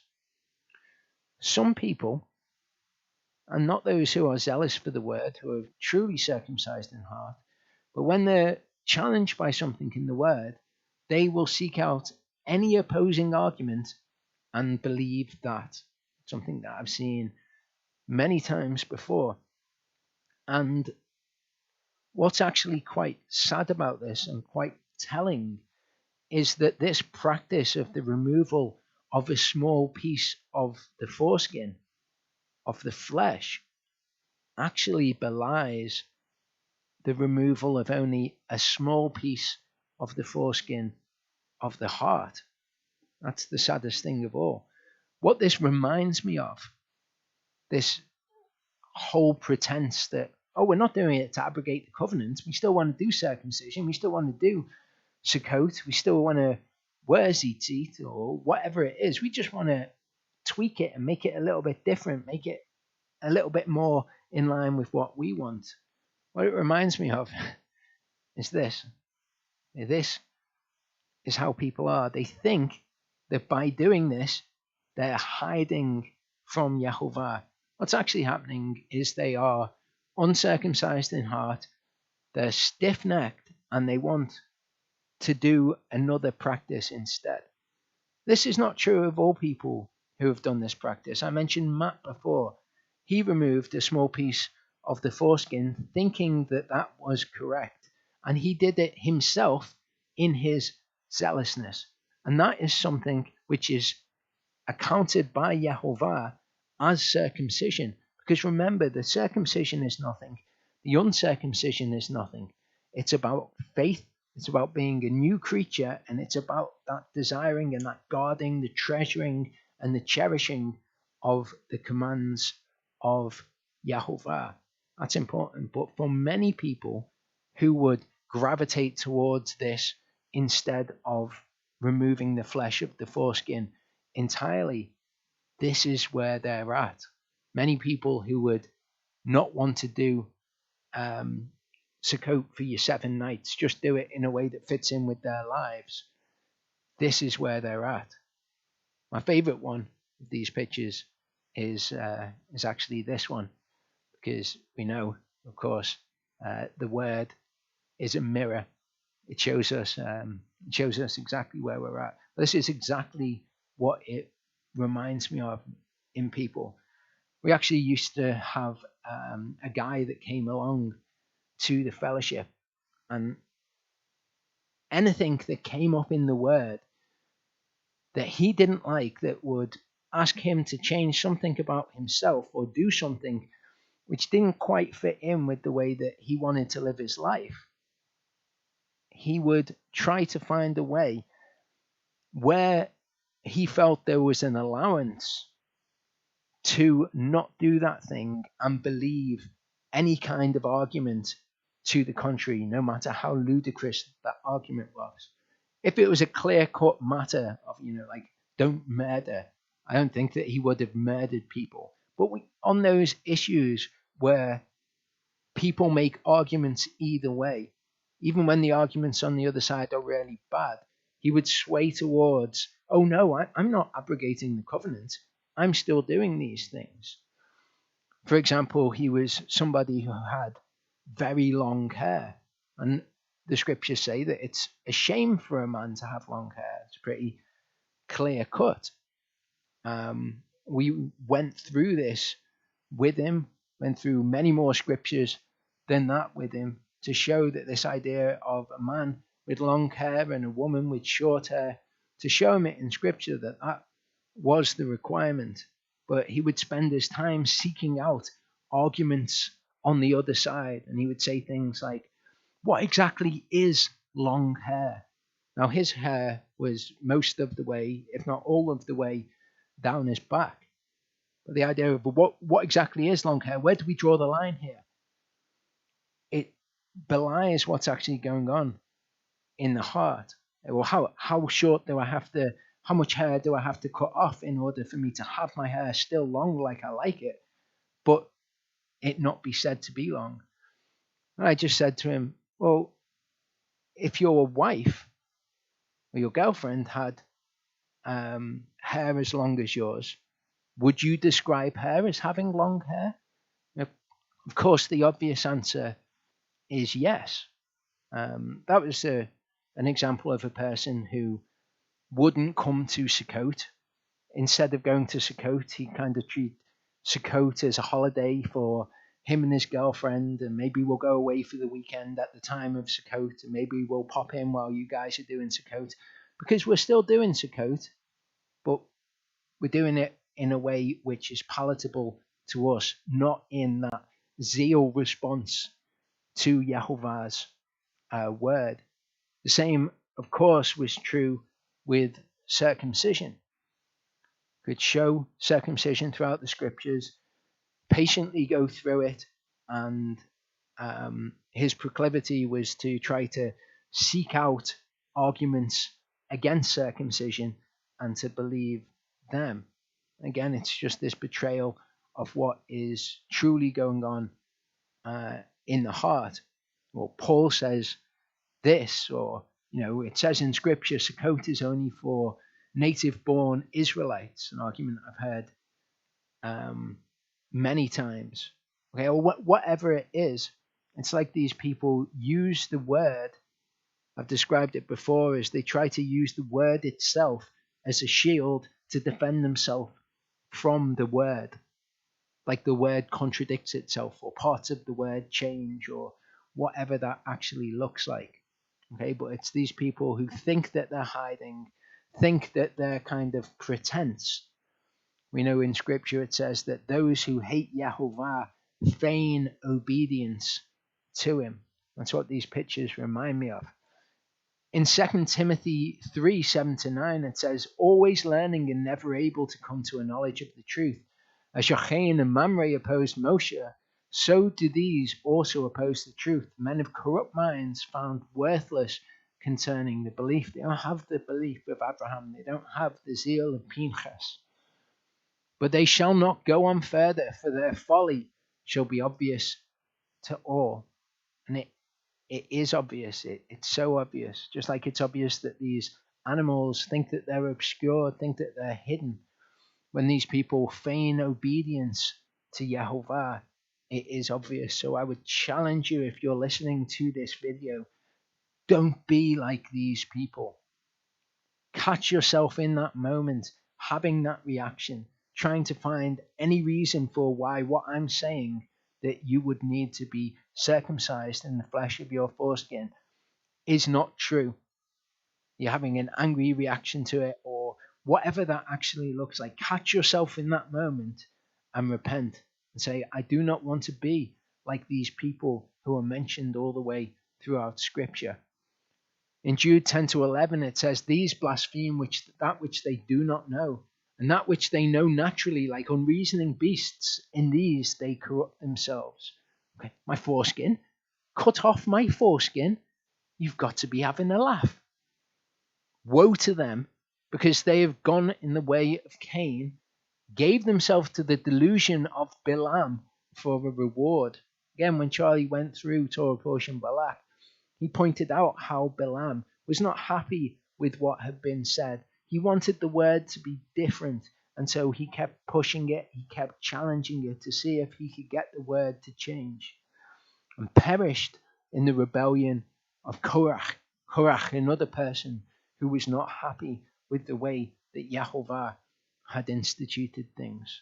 So if this has been your reaction, you have this opportunity now to catch yourself in that moment, for the word to be a mirror to you, and for you to not go away and forget what you look like, but to act and demonstrate your zeal for your belief in Yahovah, walking the steps of Abraham, who is a father of circumcision, not only to the circumcision, but to those who follow after him, though they had faith in uncircumcision.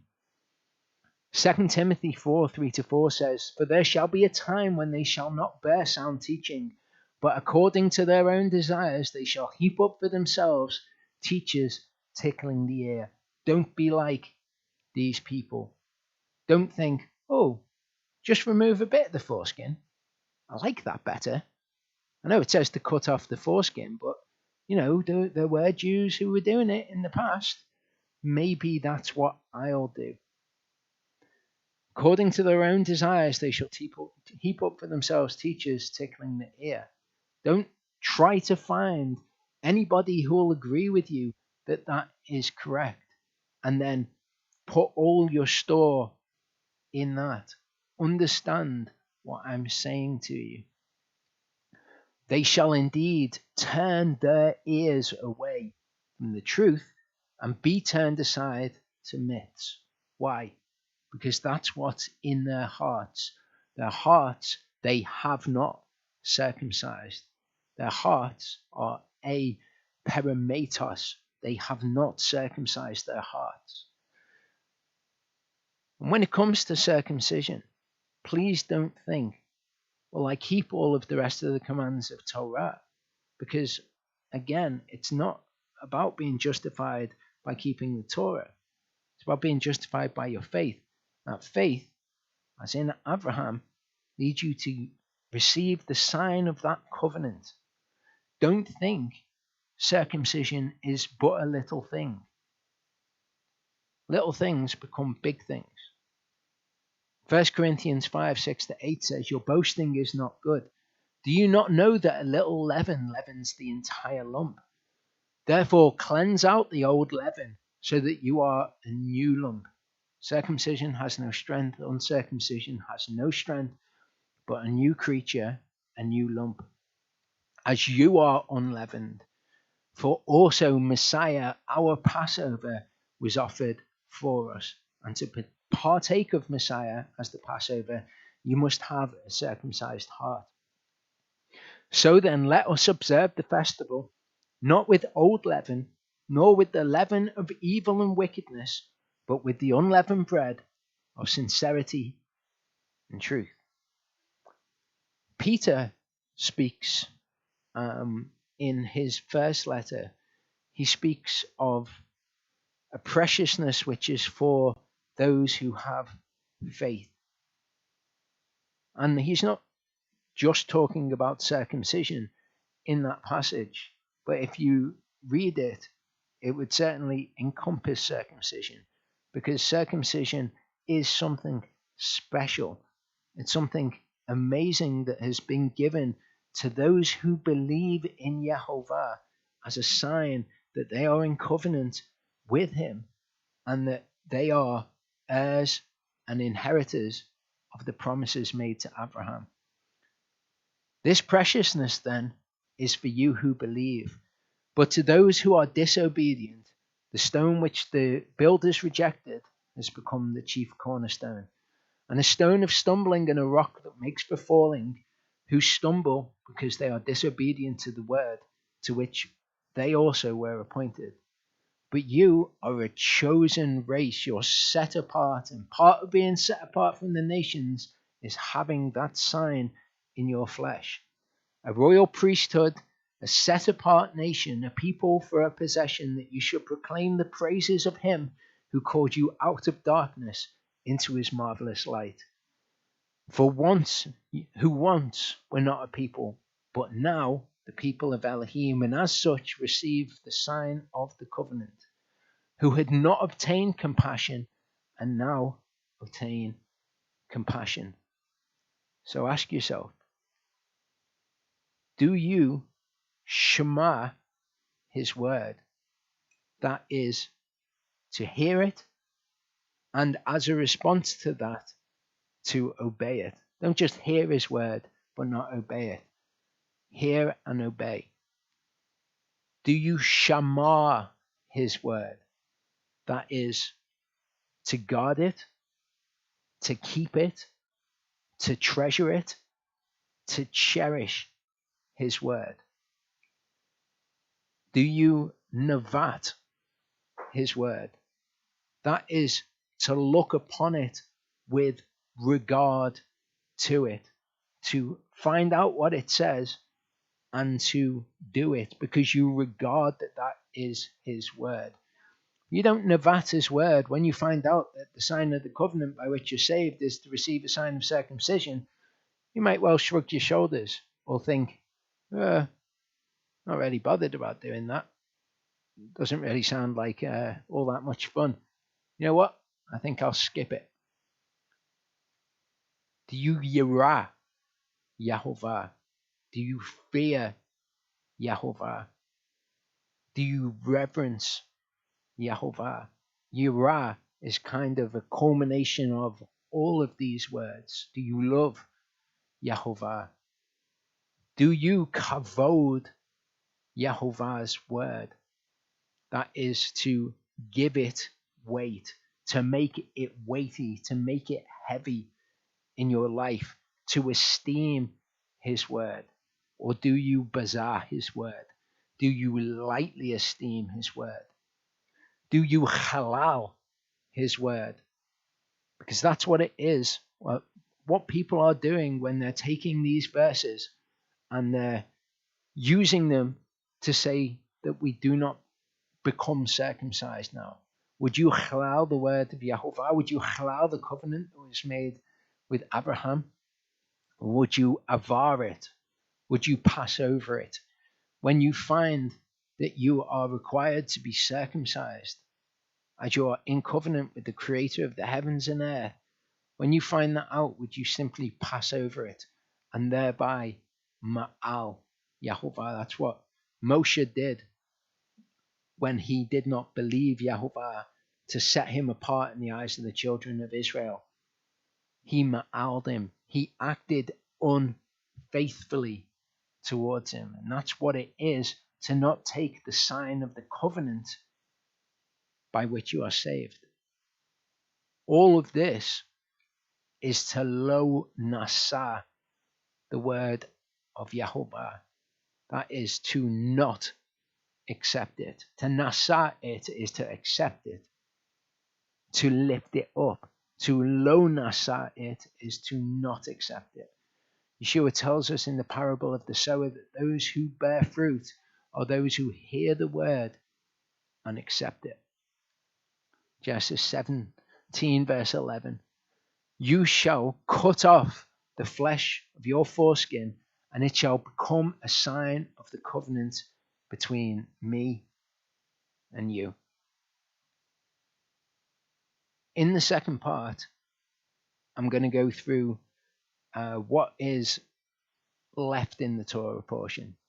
Okay, the census, being told to divide the inheritance by lot, and the daughters of Zelophehad.